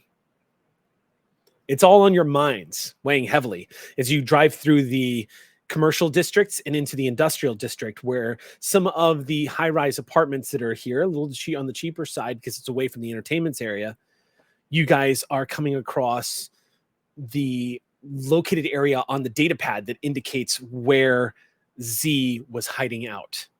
When the speeder pulls up across the street, as it were, from the hideout itself, what you see is the street looks like a very it's Star Wars, so the street looks like it's metal, very metal, sort of like metalled street. You see a lot of speeders moving past very slowly, a couple of pedestrians out walking about, but the building itself is, as all the buildings here, lit by outline, glowing, and the data pad showing you that you have arrived at your destination. It looks like a pretty average neighborhood here. You see lots of speeders that are parked off to the side. In the distance, you can see some of the more industrial sides of the town itself, where a lot of, essentially like a lot of processing for organic goods is being done in the city. Its chief export being its farmland, which, curiously enough, for a planet that doesn't get a lot of light, has actually managed to create some pretty extraordinarily powerful greenhouses as well as stretches of farmland. You all approach the outside of the building. There's not a lot of folks here, and there is no security. You don't see any signs of the Empire around you. As it's now roughly after 11 o'clock or so, when you all pull up, you just see the door slides open from the middle. Just moving up the ramp, you can see a lobby is waiting for you all inside. Well, I'm gonna chalk this under things that are too good to be true.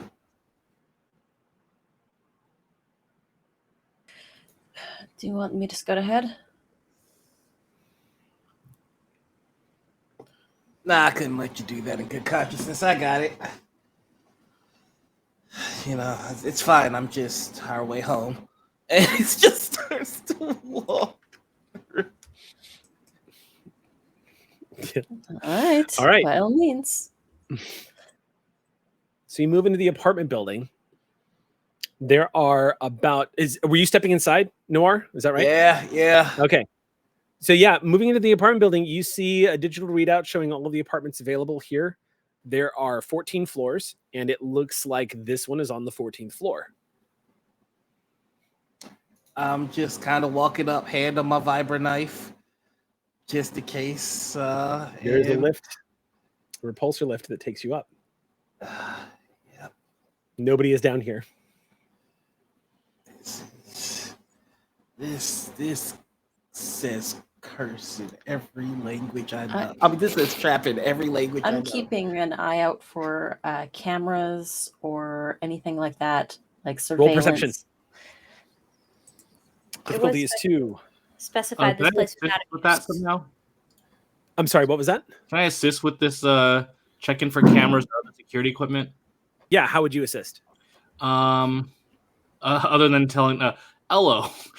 Well, one, I guess instead of looking for just the cameras and stuff like that, I'd try to look for like active power systems, wiring that's been set to the system, like, lead built into the walls, anything that's been added post construction too. Okay. Sure. I would say, what is your perception? 1 yellow, 2 greens. And how about you, Myth? Same. 1 yellow, 2 greens. Mm-hmm. So then, Myth, go ahead and roll 2 yellow, 1 green. All right, difficulty is 2. Give this a shot. You don't see any cameras around here. Doesn't appear to be anything. You have 1 advantage. What would you like to do with that? Ooh, so if Stucky is going up in the lead, I can use that to give Stucky a boost die. Sure. So I'm Stucky, gonna you give, get a boost I'm- die for your I'm next gonna give roll. Stucky a boost die. All right, All right. yeah. I'm gonna need. All right. Let's do this. I'm just walking literally to the door. That's on. When you the get up path. to the lift, it Mhm. asks for a security code. I remember there was a code on the hollow disk, and I'm just gonna put that in. Elevator door opens. You see what looks like a very clean, very advanced looking lift. Lots of comfortable spots. The floor of this place looks like it's somewhat rubberized to make for a more comfortable, probably to accommodate the species that don't wear footwear, like Wookiees and whatnot. It's nice and padded. As you move into the elevator itself, it's nice and spacious as well. And you see a holographic layout of the floors and all the apartment buildings here, along with names that have all been listed. The name to the apartment building you're going to is Screeb. That's just fun to say. Screeb. He's just Apartment talking to number himself as he's on the elevator. What are some other names on that list? We've been assuming a lot of identities and stuff. These are names of people who are here. Hey, glad you could join the conversation. And he's just gonna read the rest of the things. Okay. We don't have to do it to you live. We can assume that we have some. Look Just- at you having compassion on your GM. I was like, all right, break out the name generator. Yeah, right. If we yeah, can be it's- considered as having some, and then I don't know, we'll break out our name generators at a dramatically appropriate moment. Yeah, sounds good. Cool. For everybody asking, yes, Gina activated her cloaking device and now she can't turn it off. So we're going to get back to her in a second. But in fairness, we're fashionable, and so is she. Oh my God, MT can cloak too. I love this. I am still here. You just cannot see me because she could be anywhere. It could be a Aha. droid standing right next to you. This is I have a literally what happens. knife and my knife is invisible.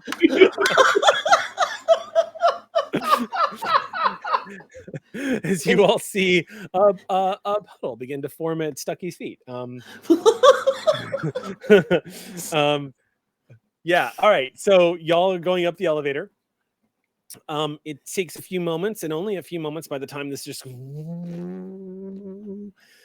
few moments pass as you see on the holographic display your position going up. It's so funny that you're like in the corner of New Camp. I'm trying my best. I'm live. Up to the 14th floor, and doors open up. You see a very nice looking hallway. And Sam's laughing at Gina's Grover impersonation of near and far. Not far. Near far.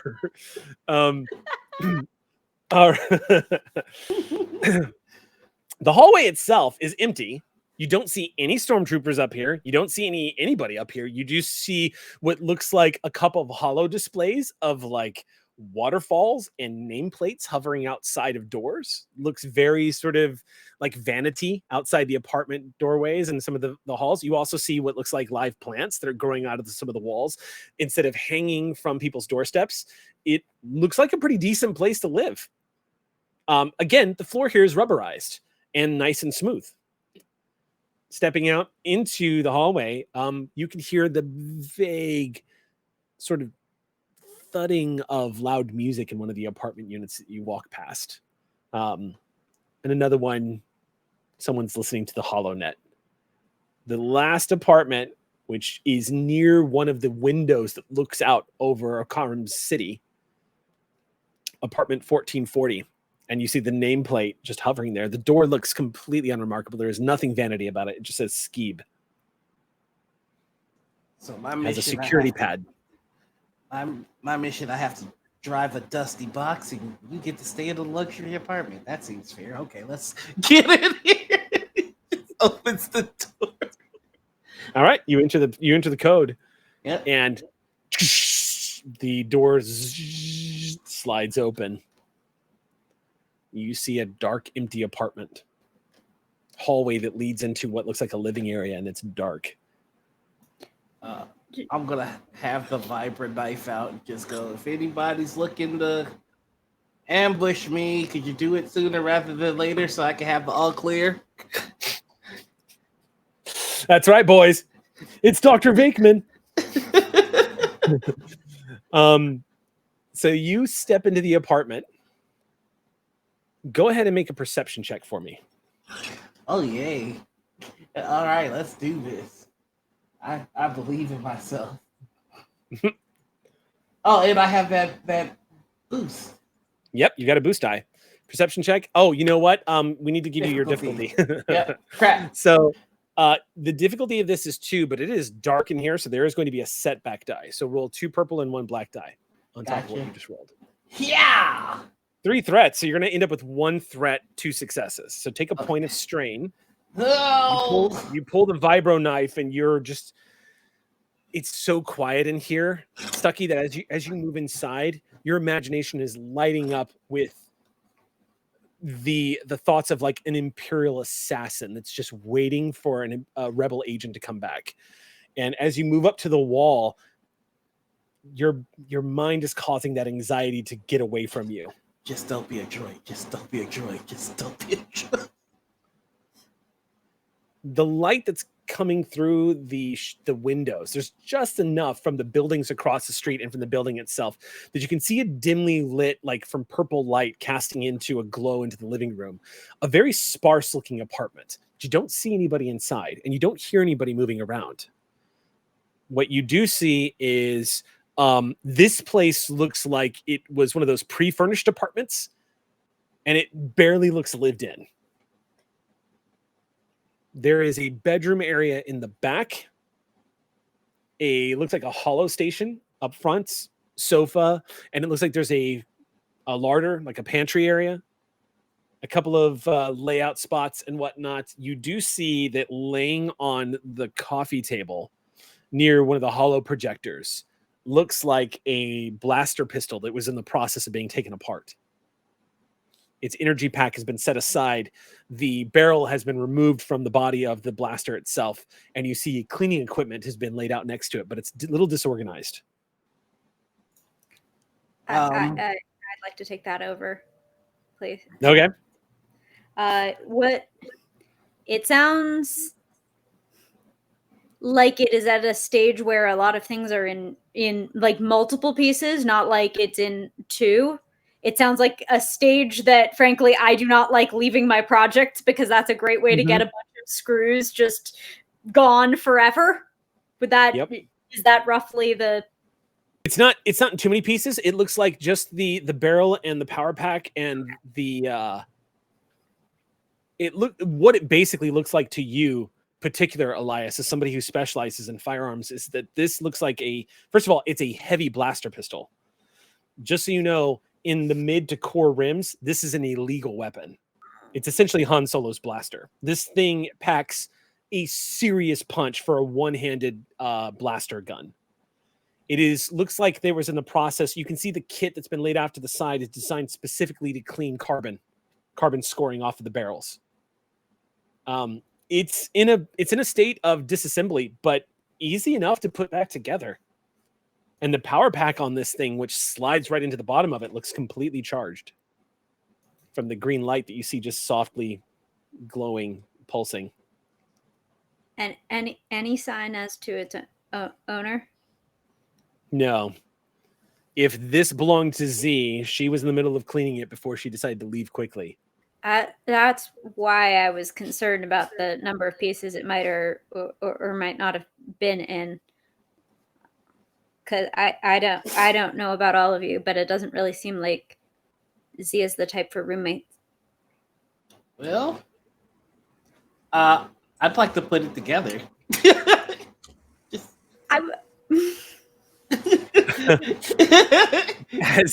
As Elias looks at you with a vaguely pouty and slightly annoyed face, as soon as he starts to put the one piece together, sees Elias looking, he's like, gonna push it on the other side Yeah, of the it's table. literally like you're like, oh, there's some leftover cake, and you reach over to grab it, and you realize Elias is literally in the middle about to fork it, and you're like, oh. I think Stucky was like watching Elias like look at it, kind of piecing it together. It just went like no impulse control, but then it stops. Like, what? Okay. I go, Ella, why don't you give Elias some light over there? A light Nope. immediately activates. Immediately gone. Checks the bathroom. Checks the bedroom. You immediately just beeline into the bathroom area. In the bathroom area, you see that one of the closets has been thrown open, and it looks like there's a couple of items of clothing on the bed, but it looks like this place is the bed is not made, and it looks a little disheveled in here, like somebody was looking for stuff quickly. It also is worth noting that the closet looks like it has a security system on it that has been opened, and it's just hanging open. Is there a data pad for the key, like for a security key? Not that you can see. But it's already open. It's like hanging. It's already open and left open. Yeah, the door's half open. Does it look like it's already been inspected by not Z? Like this place? That is the question, isn't it? I mean, the big questions are, how alone are we in this room right now, really? Who's been in here, and are we already in trouble? Has somebody already figured this out? So here's what I'm going to have y'all do. Make a perception roll. Now, you do have... I'm going to say... I'm going to go ahead and say that even with the protest, Stucky, you're not going to get the setback die because you are being provided light by a little hover droid. So what I'm going to say is make anybody who wants to investigate this room for evidence or for anything, make a perception check, and the difficulty of it is going to be just as a standard 2. I also have a boost die from 2 scenes ago. They don't expire, right? Okay. It's your next. It only expires after your roll. Stucky, you forgot to roll your actual dice.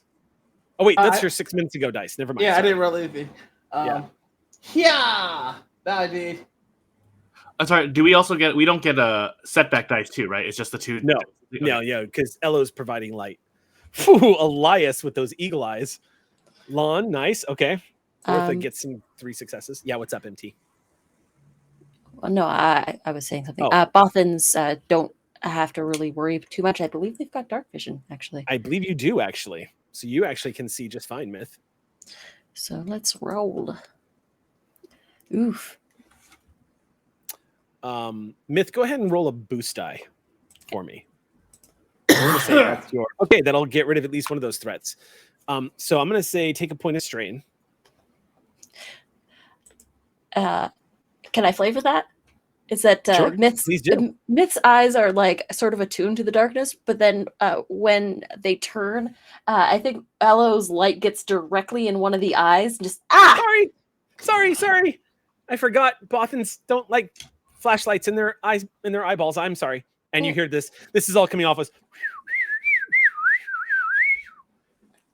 I don't know what you're saying, but I'm pretty sure you're apologizing, and it's okay. I think This mournful, like long. I think you as do that to Elo. You hear Ortha. You hear Elo just going, sorry. Mistakes happen. Just let's keep eyes out. You know, sometimes Elo just flies into the room. Sometimes I forget that my eyes actually shine. So when I look at people and they flinch, initially I think maybe they just don't like me. But then I realize I'm shining light right into their pupils, and that's probably harmful. Hey, I think I found something. What'd you find? I found a member of the squad who looks like they found something, and they hover right over by Elias.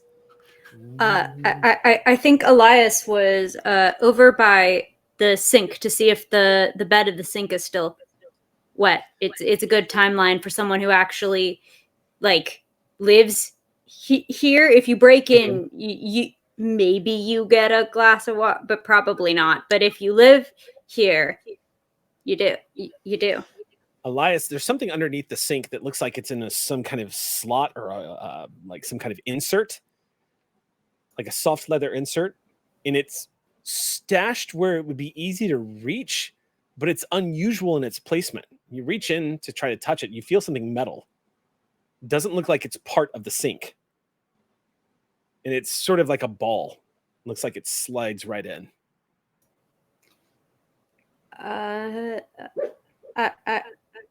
Unslide. It's a little dark, even with Elo's light kind of every now and then passing around. But as you slide it out, you know a frag grenade when you see one. Found something. You may add that to your inventory if you like, as you hold up a frag grenade. Okay. Is that a thermal detonator?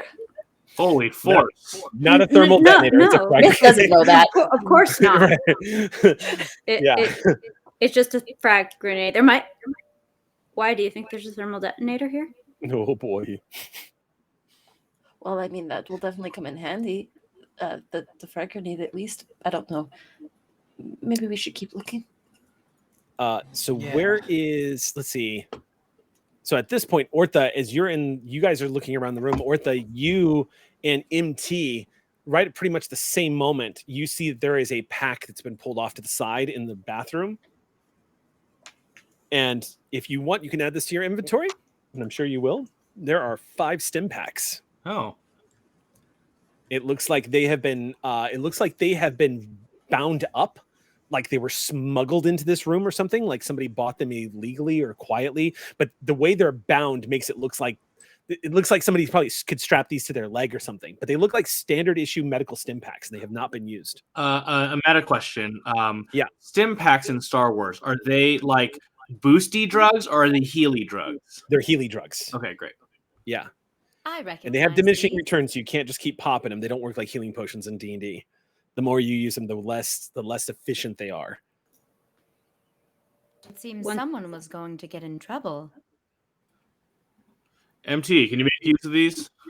Of course, I am your medical robot. We don't need to give all of them to MT, right? I have some of my own. If you would like to have some on you, in case I am unable to reach you in a disastrous scenario. Yeah, looks like there's one for each of us. So I don't know how good these are for you yourself, MT. I do not need them. It might be a good use for one of those famous internal compartments that you said you had. I have several. I emptied them out earlier. Aren't all your compartments empty? No. This one has lollipops. They're good. Do you have sour cherry? Would you like me to check? Yes, please. You're not eating candy from the droids, are you? I hand one stim to everyone other than MT because I guess MT already has, I'm MT stim pack. Elo just chirps at you. The mechanic droid kind of swivels the little mechanical arm. And I go, Ella, want to hold on to one of these for me? Let me try. And just hovers over to you.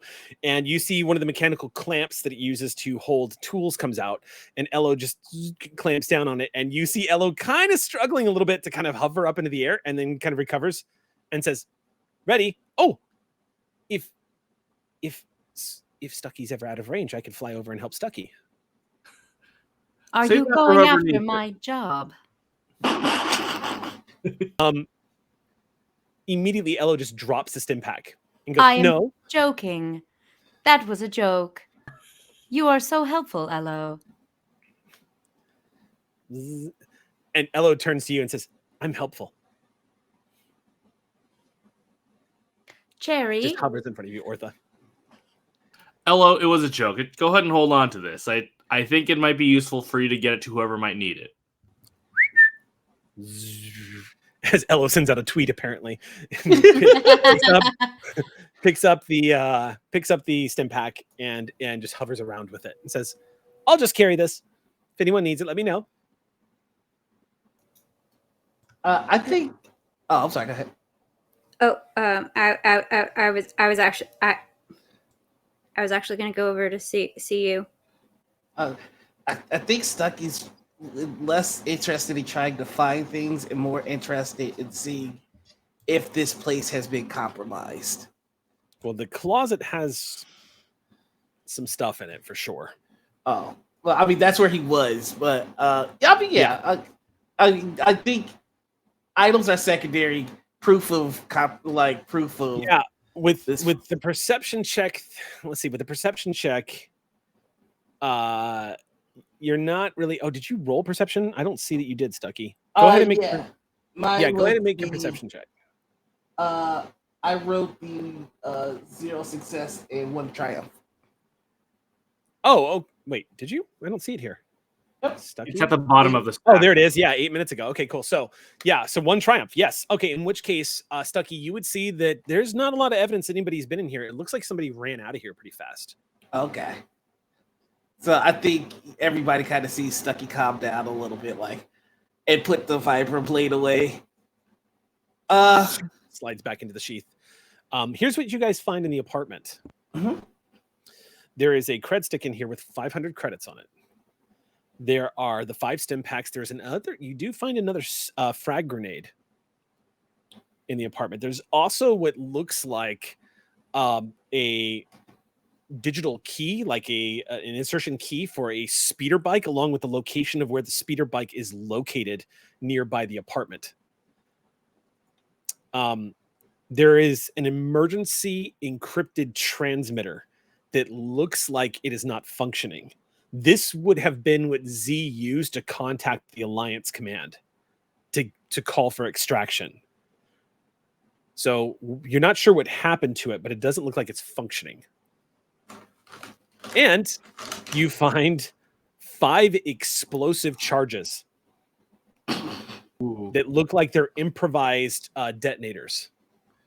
Looks like Z built them herself. There is also 2 data pads inside the closet. And when you activate them, it's the mother lode. It is a gold mine of data. The moment you activate it, you see the location of the bunker that she was referencing.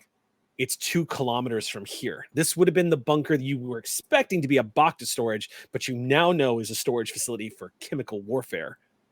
It's on the edge of the city in the industrial district. And clever Rhodian that she is, it actually has the observed guard rotation of the past 5 weeks. Well, Myth's eyes light up because this is specifically weapons. Information? Yes, please. She's apparently highlighted some of the best times that she was setting aside for espionage to try to get access to the inside of the bunker. And it looks like dusk is the best time to enter the bunker, where the guard rotation is at its lowest. So, like, the next dusk would be the next day's evening. Yeah. Around 9 p.m. or so, which is going to be cutting it really close. Is there a similarly decent window that still falls within our time frame? For your evac? What I think what Myth is looking for is a secondary time stamp that still is less close. Is there a better option than waiting until yes 9 tomorrow? Yeah. Myth isn't that comfortable cutting it that close. Yeah, totally understandable. It's not efficient and it is going to be dangerous. Who knows what can happen between now and then? And you all know that an admiral is supposed to show up. You don't know what that's going to look like. The admiral could show up in a shuttlecraft. The admiral could show up in a Type 2 Star Destroyer. It's hard to say. With that close of a window, it's totally understandable to take that kind of precaution. However, looking at the guard rotations, it looks like you get easy mode with an incredibly tight amount of time, or you get hard mode with a comfortable amount of time. All right. Pros and cons, size people. Pros of waiting till dawn. It's easier. It gives us time to try and find Z. Remember, she was our initial priority. There is a possibility that Z has already gone to the facility. That Without was any their, of this equipment? or they were compromised, and therefore our window is shorter than we think.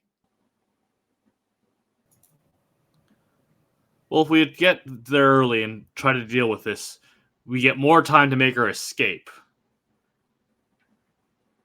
Seems like the choice is between a hard in and a slightly easier out, or an easy in and a real close cutting out. 2 speeders, 2 teams. Who else can ride one of these? I mean, we had something kind of like it back on the farm.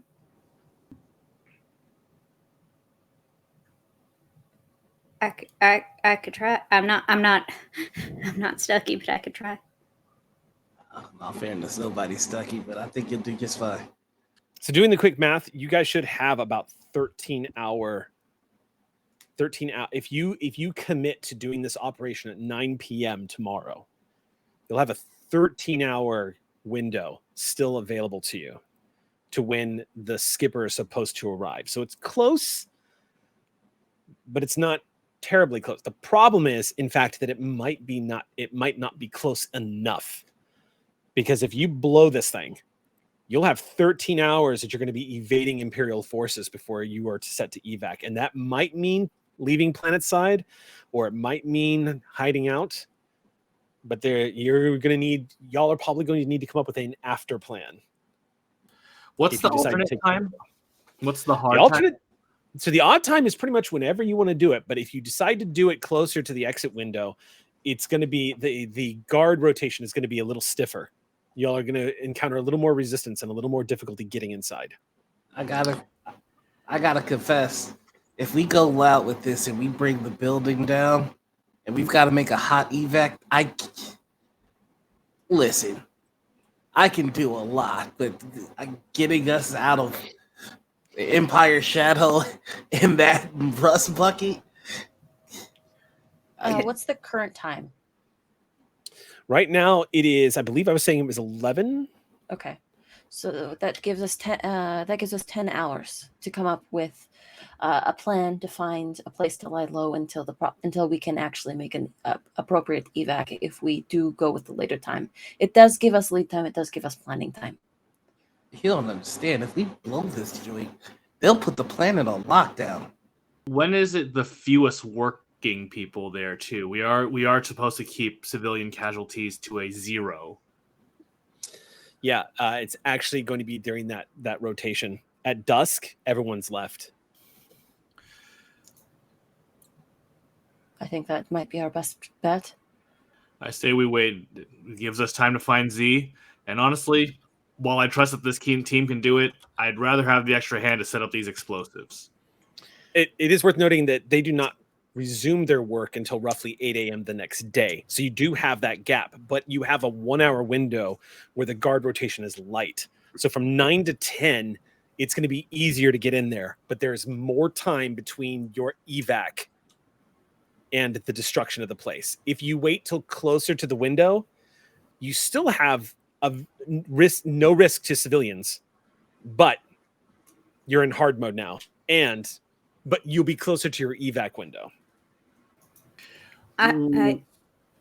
Weird suggestion. Yeah. How we get in there? How easy would it be to hide once you're inside and just wait until we blow the joint? We get in when it's easy and bide your time once we're already in. It's possible. It's up to y'all. It's how we all pull that off, really. I think we go in when we feel good. When we feel good that we can go in. You can always come up with the next plan when we need to make the next plan, but This changeover is an opportunity. You see an exhaust port, you shoot it. You think that transport is still that stormtrooper transport still rolling around out there somewhere? But what if it managed to just return to base with a little present inside? Listen, guys, it's always fun to tug on the underwear of the Empire, just kind of josh them around a little bit. That's fun. But what we're talking about doing, we're talking about punching them in the face. They are going to retaliate. If we do this, we have to have our P's and Q's in order because they are going to be pissed. I mean, take it from me. I love messing with them. I know when we're going a step further than just, a couple of buckethead shooting at you. This is total lockdown, especially if we do it in the presence of an admiral. It's scorched earth. Well, that's why I'm thinking a stormtrooper transport's going to be able to come in and out because it's the one bringing in troops. If we bring these random speeders there, yeah, they might not be checking on the way in, but you bet when things blow, that's not getting it past any security checkpoint. What's our entry point looking like, according to this data? Yeah, so curiously enough, according to the layouts that Z has pulled together, there are 2 points of entry. There is what looks like your good old standard issue like cargo delivery container area in the rear where supply trucks come and go and can retrieve, and shuttlecraft can even bring in supplies and actually pull things out of the warehouse itself. And then, of course, there's the good old front door where there is a big guard presence usually located. Z has selected the front door as her preferred method of entry during the guard changeover. Bold. You think we can get it on a farm shipment? How big are those cargo containers for farms, Elias? Pretty large. They could fit all of us and then some. They're usually coming from pretty far, so it's worth to. We probably just need bring to as find a way. much as you can. Here's what I'm going to do. Go ahead. If you want to spend a light side point, then I will say that Elias actually knows exactly how to get in on one of these farm shipment transports, because Elias, this is what Elias grew up with. Yeah, which will be our point of entry. Yeah, I mean these facilities were built to take the kind of shipments my family produced. So okay, all right. Then I want to spend the point. Okay, light side point is spent. So what that means is we're making something true using the destiny point. That means you have an option of a point of entry that could get you inside. Now, I want to clarify. That doesn't mean it's going to be, if you do this outside that window, that doesn't mean it's going to be easier. It just means the getting inside is now out of the way. I think what if we get in there and we find out there's something we needed to get or something we needed to do. If we cut it too close, we don't have that kind of time to do the job proper.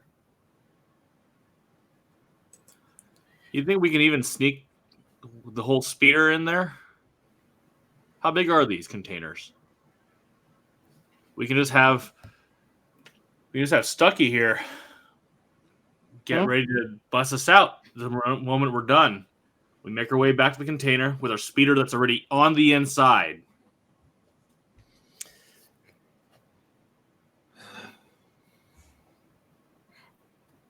We had one of those speeders that's big enough for all of it. I'm pretty much picturing a cargo cart, like that you put on a truck.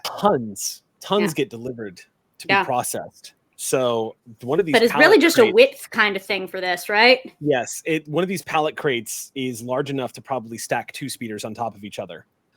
We can even keep one as a backup or a decoy. Imagine the thing blows up, one speeder bike goes one way, and we go the other. Quick question. How much time has passed between us separating from the commander to now? Are we getting close to that 3-hour window? The 3-hour window? Sorry, what do you mean? We haven't missed it yet. We haven't. I'm just wondering if we've missed because we're supposed to be receiving a transmission from. Oh, right. No, you're good. Right now, Okay. I'm kind of settled on. Right now, it's been about 11 p.m. So I'm gonna say you've probably got about an hour and a half or so before you need to chime in, give an update. So Stucky's thinking something stupid again. Here we go. Here we go. Remember when we flew down here and we saw there was just a bunch of cargo ships and everything, and everything is well coordinated. And that's why we kind of had to peel off and go to a different landing zone because we would have been made easy. There's got to be a way to mess up that coordination and cause chaos. Distraction. Hack into the air traffic control? I want to send as many of these Imperials in as many different places as possible so they don't have any one point to focus. Cause chaos in the skies, make it easier for us to get out for the XVAC. Could you clone everyone's transponder code to be the same one? That's a big undertaking. I could try. It also means that Imperials will chase every single last person down, putting all of them at risk to some extent, but it spreads the risk out. Give them too many targets to chase. Too many ships. It's the Imperials. They'll shoot them all. We cannot do that. I don't think they will. The broadcasting, so none of the transponders are ringing correctly. Here's the thing. I don't think they will shoot them down. They're already starving for their resources. If we cause chaos in the sky, half of the ships in the sky will be those resources that they're desperate for. And if we're successful, we'll already have taken down the plant. They'll need what's in those cargoes. Can we They want to make an example of this city. She said that.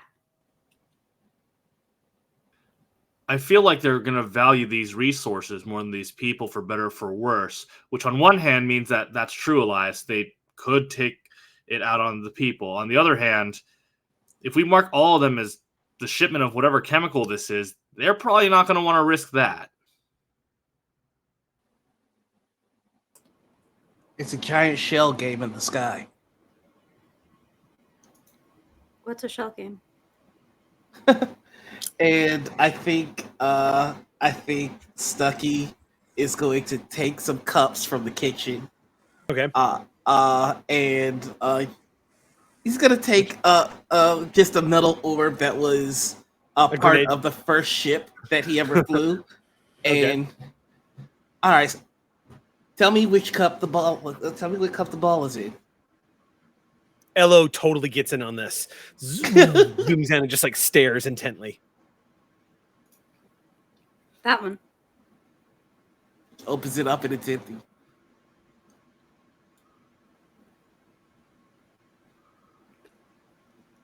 Elias looks at Stucky, suspicious. I pause because they understand the shtick of it. You don't do it if it's easy to get. Like, that's the thing. Imagine that instead of guessing for a ball, they're guessing for which ship has their resources. And I go to the cabinet and pull out every single cup and dump them on the table. They scatter across the table. Now find the same orb. This is a very elaborate metaphor. It's using their own greed against them. We know they don't have any compassion for the people of this city, but they do care about their resources, and we can use that against them. Are we still making it appear as if it was accidental? This is many steps to be an accident. They may protect their resources, but I fear Elias may be right. If such an extreme disaster happens, What would keep them from punishing this city after we are gone? I They said, have sure, no- it's us. We have to They claim know it. there's a rebel agent here. There can't be any doubt. It was us. We make it be That's us. So And that's- after we leave, we reveal we were the sphere. And I grab the ball from under the correct cup. Like, you can see there's a cringe, but Stucky takes a deep breath and goes, exactly. Spoiled the trick. The orders were to keep hush-hush, both for the civilians and for ourselves. I think things have changed. All right, so where do we go to build a shell game? Ooh. I know this city sort of well. I might be able to help on the computer front. If I'm not mistaken, MT Lone, weren't you by the cargo area? The place where all the new contractors come planet side? I'm supposing that if they come planet side and get registered, it would be around that area. Yes, that is where Lon and I were. Remember, That- we saw them checking. They wanted to see inside. Yeah, but those were these small ground shipments. And I am out of ideas. Well, it looks like we have to figure out how we're getting in, how we're getting out, how we're leaving, and what we're doing with Z. Sounds like we have a way in. We've got the way in. We've got the what we're doing. We're going to blow the thing to hell, right? As soon as we gather whatever we need to gather there. The out seems maybe an obvious step. If it's Well, not close enough to our window, we need a place to lie low until and bide our time. And that's why we were thinking about this shell game. That's a distraction To get us off the world. to get us off world. The farmers. I know if someone had been using what we grew to hurt my home, I'd be angry as hell. I'd let people hide in my fields. Yes, but we can't allow any of this to blow back on them. No one ever thinks of farmers.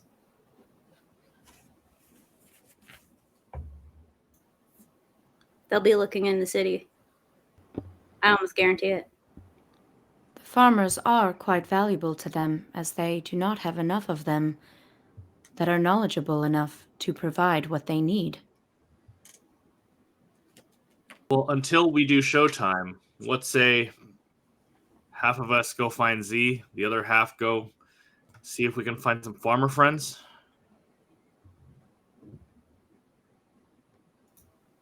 Let's do it.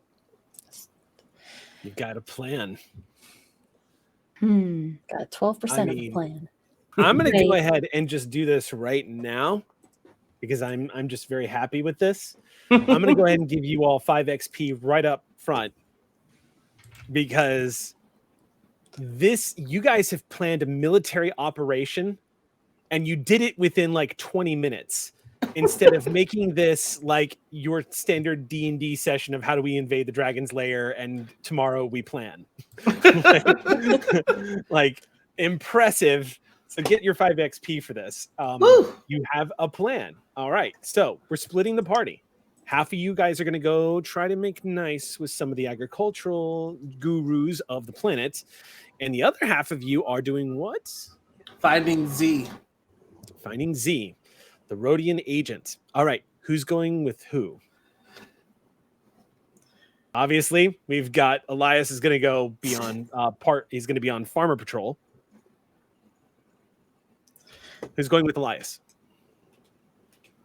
I'll go with Elias. Okay. Farmers is are gonna- workers. It's Farmers true.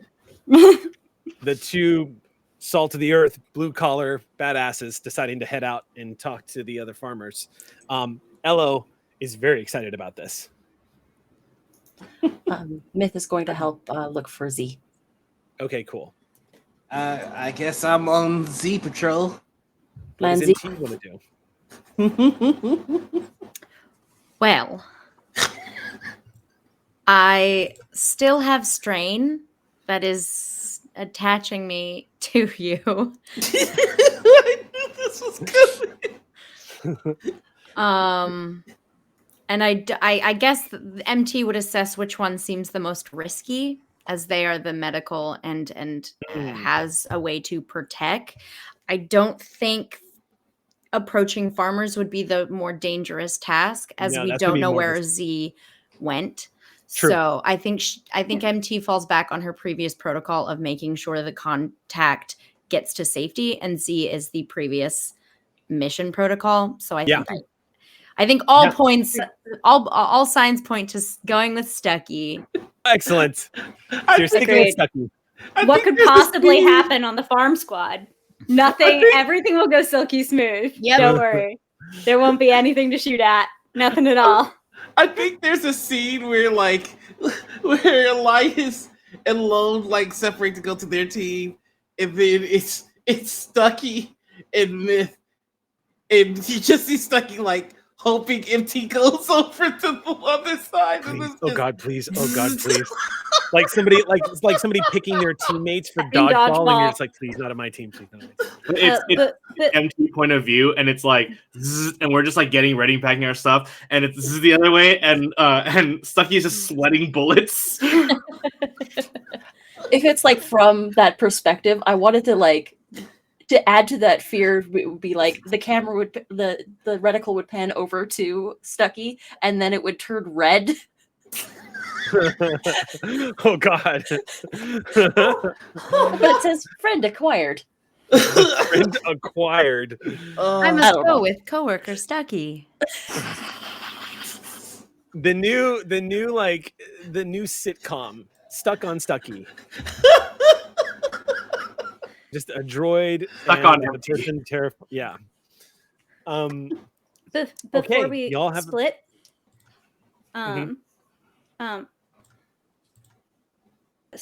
Stucky, I saw you looking at this, and you only.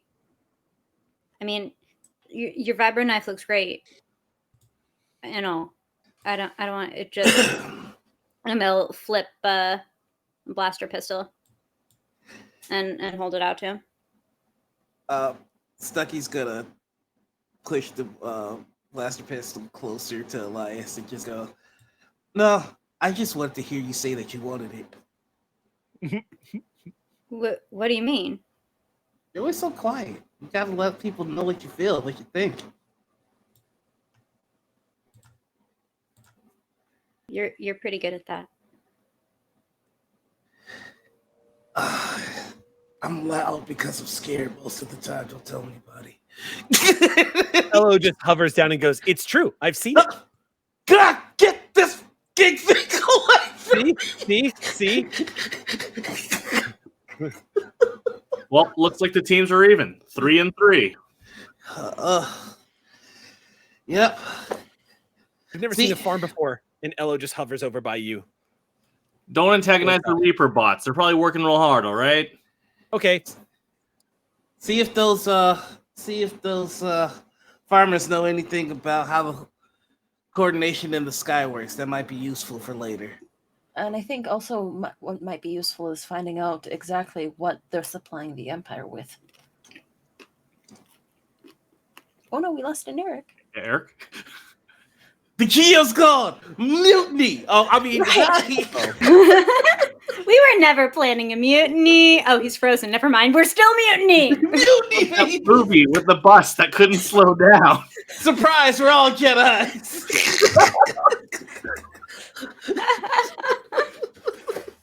if MT is actually Grievous. Ooh. I would love to see MT fight Grievous, though. That'd be so awesome. Or even just droid on droid. Okay. Shit. What? We can hear you, but you're frozen. Fucking shit. Ah! My computer just It's even can better hear you, when Eric. it goes. I'm sorry, I'm just imagining Grievous pulling out the lightsabers and MT going, I have a knife. Oh, see, I was picturing the lollipops.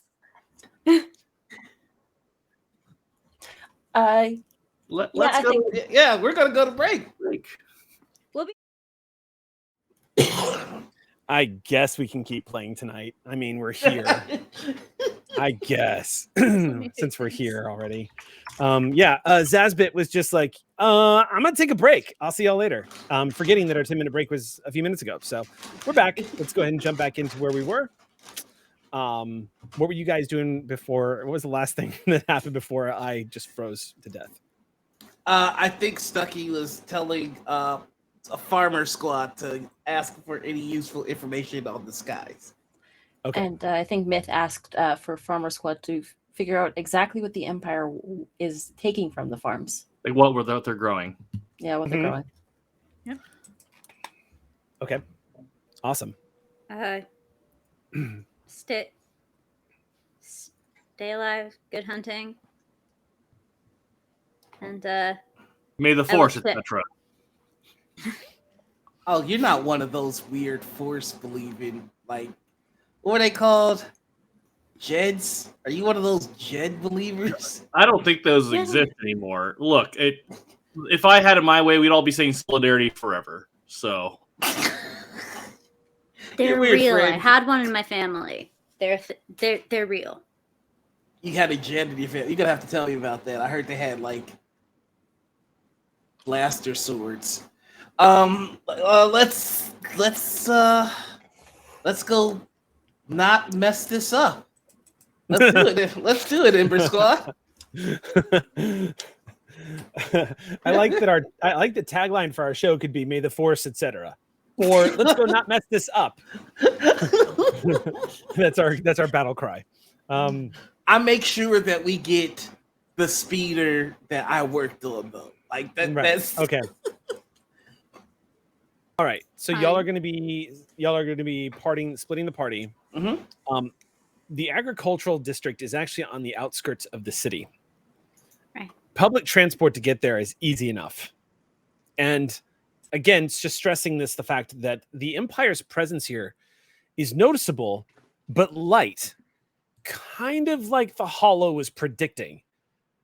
You're getting a snapshot of if this planet would be considered, it's not being, technically this planet is not under occupation. It is an Imperial world.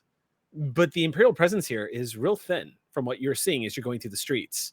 Why don't we go ahead and just to keep track of it, you did have a cred stick for 500 credits. Just, I don't know who decided to take that. Public transport to get to where y'all are needing to go. Droid automated buses basically taking you guys out to the outskirts of the city. That's going to be basically 10 credits each. And the rest of you are hopping into the speeder and going looking for a Rodian. Now, two things. I'm gonna do the farmer squad first. However, I want to, before we leave off with the other crew, I'd like to figure out what your plan is for finding Z. Like, where do you plan on looking for her? Lassie style yells, right? Yeah, I mean, this isn't their first rodeo. Yeah, no, exactly. I think there was I know what you're saying. information in the data pads about a couple of the places that she frequents. Spend a light side point and I will make it so. Do I have a light side point to spend? There's 3 left. You have 3. Although that's concerning that Eric hasn't pulled the trigger on any of those yet. That's correct, because we haven't had to really do anything just yet. Yeah, I would like to use a light side point. Okay, Sure. Then yes, in the data pad, there are vague references to possible hideouts if the main hideout is ever compromised. Okay, yeah. There are 3 different spots. I'm immediately just handing that over to Myth. Going, please figure this out. I drive fast and look good. I don't do that. What's I up, think MT? It looked like you were going to say something. Oh yeah. Which team was in charge of figuring out where and how to sabotage the air traffic control signals? Was that was us as well? Y'all are the ones with intense computer, like all of the computer's competency is very highly concentrated. I just wasn't sure if it was. Oh, Solon does have some actually. Well, my impression was that you were kind of mechanics. So I think Stucky was intending that to be like a both our team kind of deal. Like you find out from the farmers what you can about the air traffic control, and while we look for V, we'll also do the same in the city. Okay. And the farmers are meant to be our Lalo option as opposed to our 100 shell game option. Yeah. Yeah. Yeah, they're the fallback plan. Yeah. Or where we are while there's a distraction. Okay, so then my intention is to be researching the data of this planet's air traffic control systems. Okay, in that case, I actually want to do y'all's team first, and we'll do farmers second. Okay. Okay, so let's start off with the three of you getting into the speeders. You have three possible locations where Z could have laid low. They're all here in the industrial sector of the city. And interestingly enough, they're all within eyesight of this apartment. Z looks like she specifically chose areas where if she suspected she was compromised, she could retreat to and observe and watch her previous hideout. All three of them are sort of triangled off to different points, the farthest one being a little closer to the commercial districts. But they're all from like different points that don't look like they're units of living. They look like they're just literally hiding points. Like you see one of them marked on the roof of a building. One of them is marked in an alleyway that is above level. So it's like 5 stories up in one of these sort of raised alleyways. The very George Lucas-y effect of like the drop-offs and kind of why is it built this way? We don't know kind of a structure. And then one of them looks like it's actually near one of the waste processing facilities here on the planet. Pick one and go. So we got a smart way to do this, or am I just going to pull a random posit card and we go that way? From like the small interaction that Myth had with Z, would I be able to like almost intuit which one would make the most sense for Z to hide out at, especially if say someone was having to make a quick escape with what little they could carry with them? They didn't even bring their gun.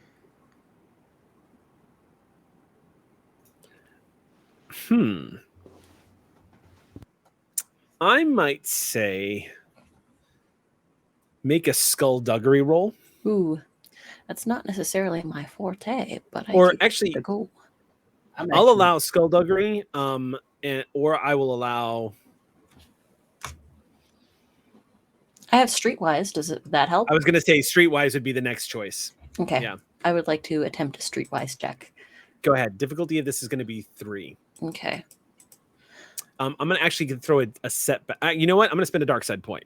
Okay. So 2 reds and a purple. So 1 red and 2 purples. 1 red and 2 purples. Do we have boosts that we can use for this?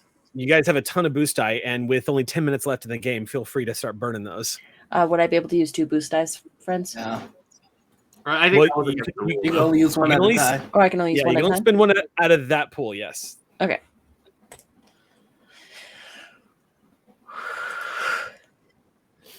One fail, 2 advantages. Okay, so thank you, Vance 1982. All right. 1 failure, 2 advantages. You don't, honestly, it's impossible to say. However,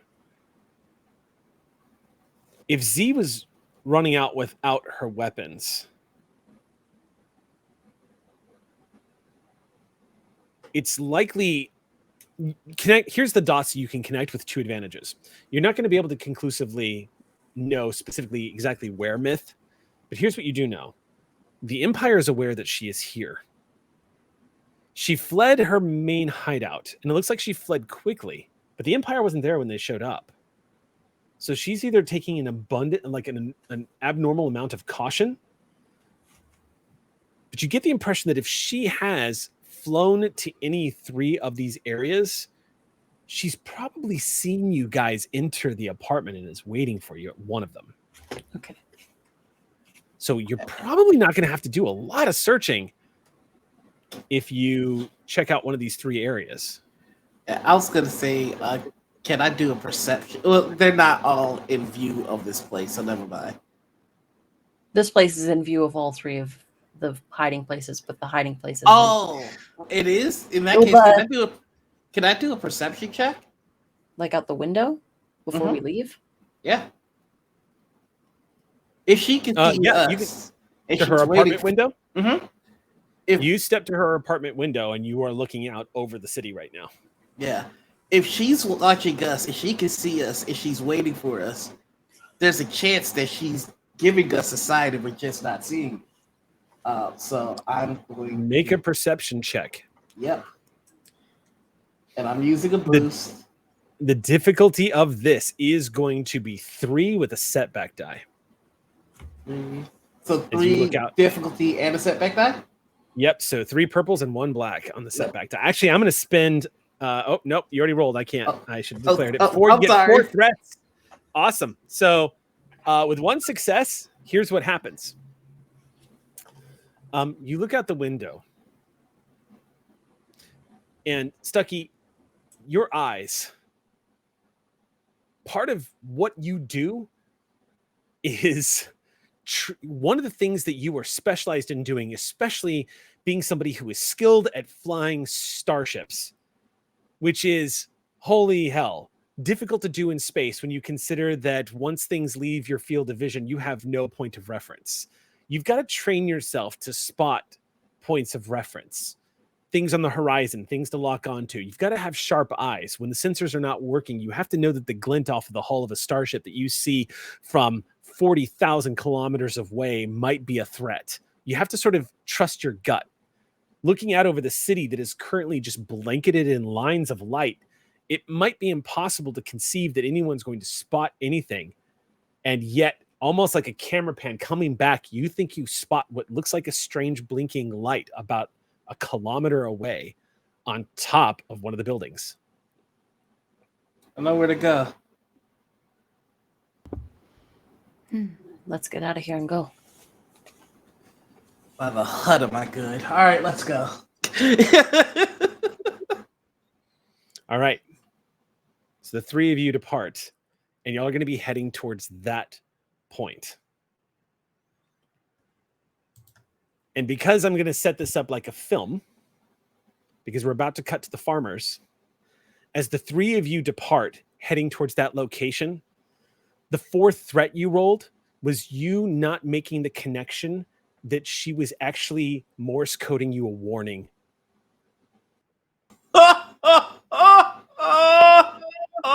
And as the lot of you get into the speeder and the party splits, and the camera watches you fly down the street towards her location, a stormtrooper says, "We've got them leaving the building." As you fly away. Swipe 2. Y'all are arriving on the outskirts of the town. And you see what looks like fields and fields of farmland. And a lot of these are inside what looks like technologically created, like beautifully built greenhouses that have these enhanced solar panels all across them to capture the red lights of the sun. As you were all pulling up to this district, it looks like it is literally, this looks like a grand community specifically just for agriculture. And you can see cul-de-sacs and farmsteads all around you. Perfectly organized. You even see what look like local drinking halls and community buildings around here. It actually looks like a quite lovely community just off the side of the main city itself. As you're emerging from the stop, you can see all of this around you. With enough open space, you're able to observe what looks like maybe about 20, if not more, like plots of farmland all in front of you. You do spot 2 stormtroopers on patrol, calmly walking down and very quietly, not having conversation. They walk past the 2 of you. One of them looks in your direction.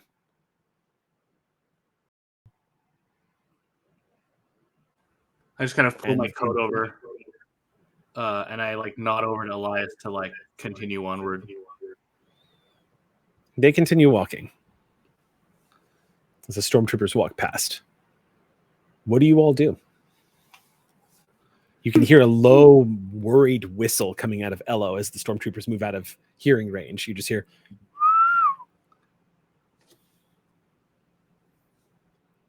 Sorry.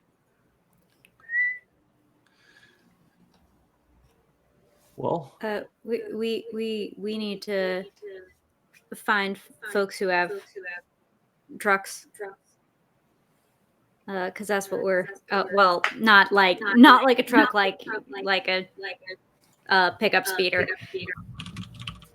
Okay. But like what we're eventually gonna have in this part of town, based on where the factory is, and given how close all these greenhouses are to each other, I'd guess this is like, you know, a 1 truck, 2 truck kind of. You're not going to have 6 people who all have a cargo mover. No, but there is a lot of actually industrial size, looks like transports around here. Exactly. So considering that this place is all funneling it to one location. Yeah. But that isn't going to be out of the farmer necessarily, or there's going to be like probably a couple farmers that like, you know, you want to get buy-in from. Yeah. Well, it's also pretty late, and they're asleep. On their schedules, we should find someone. No, there's not like going to be like a bar or something they're all at. We should go find someone who won't be too angry that we're bothering them at this hour. Yeah, anyone in a farming town who's at a bar at this hour is not a farmer. Who's doing their work as a farmer is drinking. Well. This is your territory. Lead the way, Elias. What? You've got a point on this. This is a farming area. I'm a city boy. They start trotting up. Really, where are you from? What's a good? You know what? I'll just say it's the same name as the. It's a mid-rim planet called Paratu. I've never been there. It's nothing fancy. It's a working town. Used to work in the machine shop there. That's how you got so good at machines and workers' rights? Yep. Was the shop steward of I have it on my notes. Shop steward of Mechanical Workers Guild Union, Local 7P5. Well, I was, until the Empire nationalized the shop and fired a bunch of us. Elias definitely spits because of all the dust on the planet. Yep. It's that dang dust. So, it's hard enough to make sure that workers get treated fairly under a boss. We were lucky. Ours was, a little greedy, but reasonable. The Empire, not so much. Yeah, and we didn't have bosses back on the farm, just grandmama. So that's boss enough. Elias, in mid-sentence, I'd like you to roll a perception check. Well, flux. The difficulty is 2. Oh, that's a normal one. Yeah, but I'm not exactly, I'm a booster. Okay, spend a boost. And for our last boost of the game, I'm going to say thank you, Wraith. Hey, Wraith. 1 success. Just as you finish bringing up your grandmother in the farm, you're glancing to the left, you see one of these large crates, one of the large crates that are being used to move things to and from. It has an Imperial symbol to the side of it. It's stationed off the side of the main road where it looks like there is a loading and sorting area. Not staffed or anything, just a bunch of crates. Probably they dump them here, load them up, push them out. Sort of like a U-Haul rental center, just kind of laying out here, all these big crates. And you can see that this place has been used quite frequently. And these are clearly crates that are probably going to the processing facility. Something to keep in mind. And the next thing you see is your eyes swerve back to look back over at Ortha. You freeze as you notice it doesn't click with you at first why it is that it causes this sense of dread and foreboding when you see it. And so you linger on it for a second. And Ortha, you hear Elias's voice begin to trail off. And Elias, you start making the connections. One of the farms that you see, the crop they're growing, Vertixia barley. Same crop your family used, but apparently is now being used here for this. Your mind connects to the Empire seizing your family's farm, your family's livelihood, and it starts occurring to you what happened to it. Elias, you there? Your grandma, your boss? We grew barley. We grew that barley. And that is where we are going to stop for the evening. A seemingly harmless plant that is used in the production of Bacta.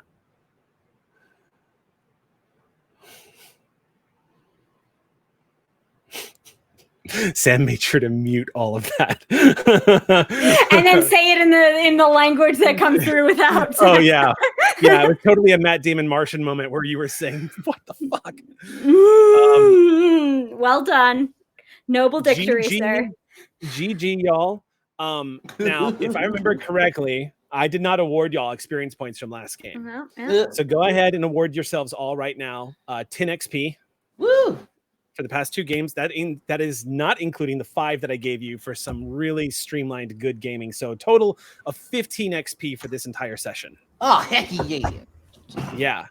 So y'all are doing really, and you're enacting a plan. And I am but an observer at this point as y'all are getting this done. So before I go though, thank you to Mr. Owlbear. Thank you to Matt Smith. Thank you to Aether Spoon. Thank you to Duran 452. Thank you to Advance 1982. And thank you to Wraith for being our boost die folks for this evening because, oh my God, Ember Squad needs your help. Thank you for joining Ember Squad. We will see you next Monday night. Until then, may the force be with you.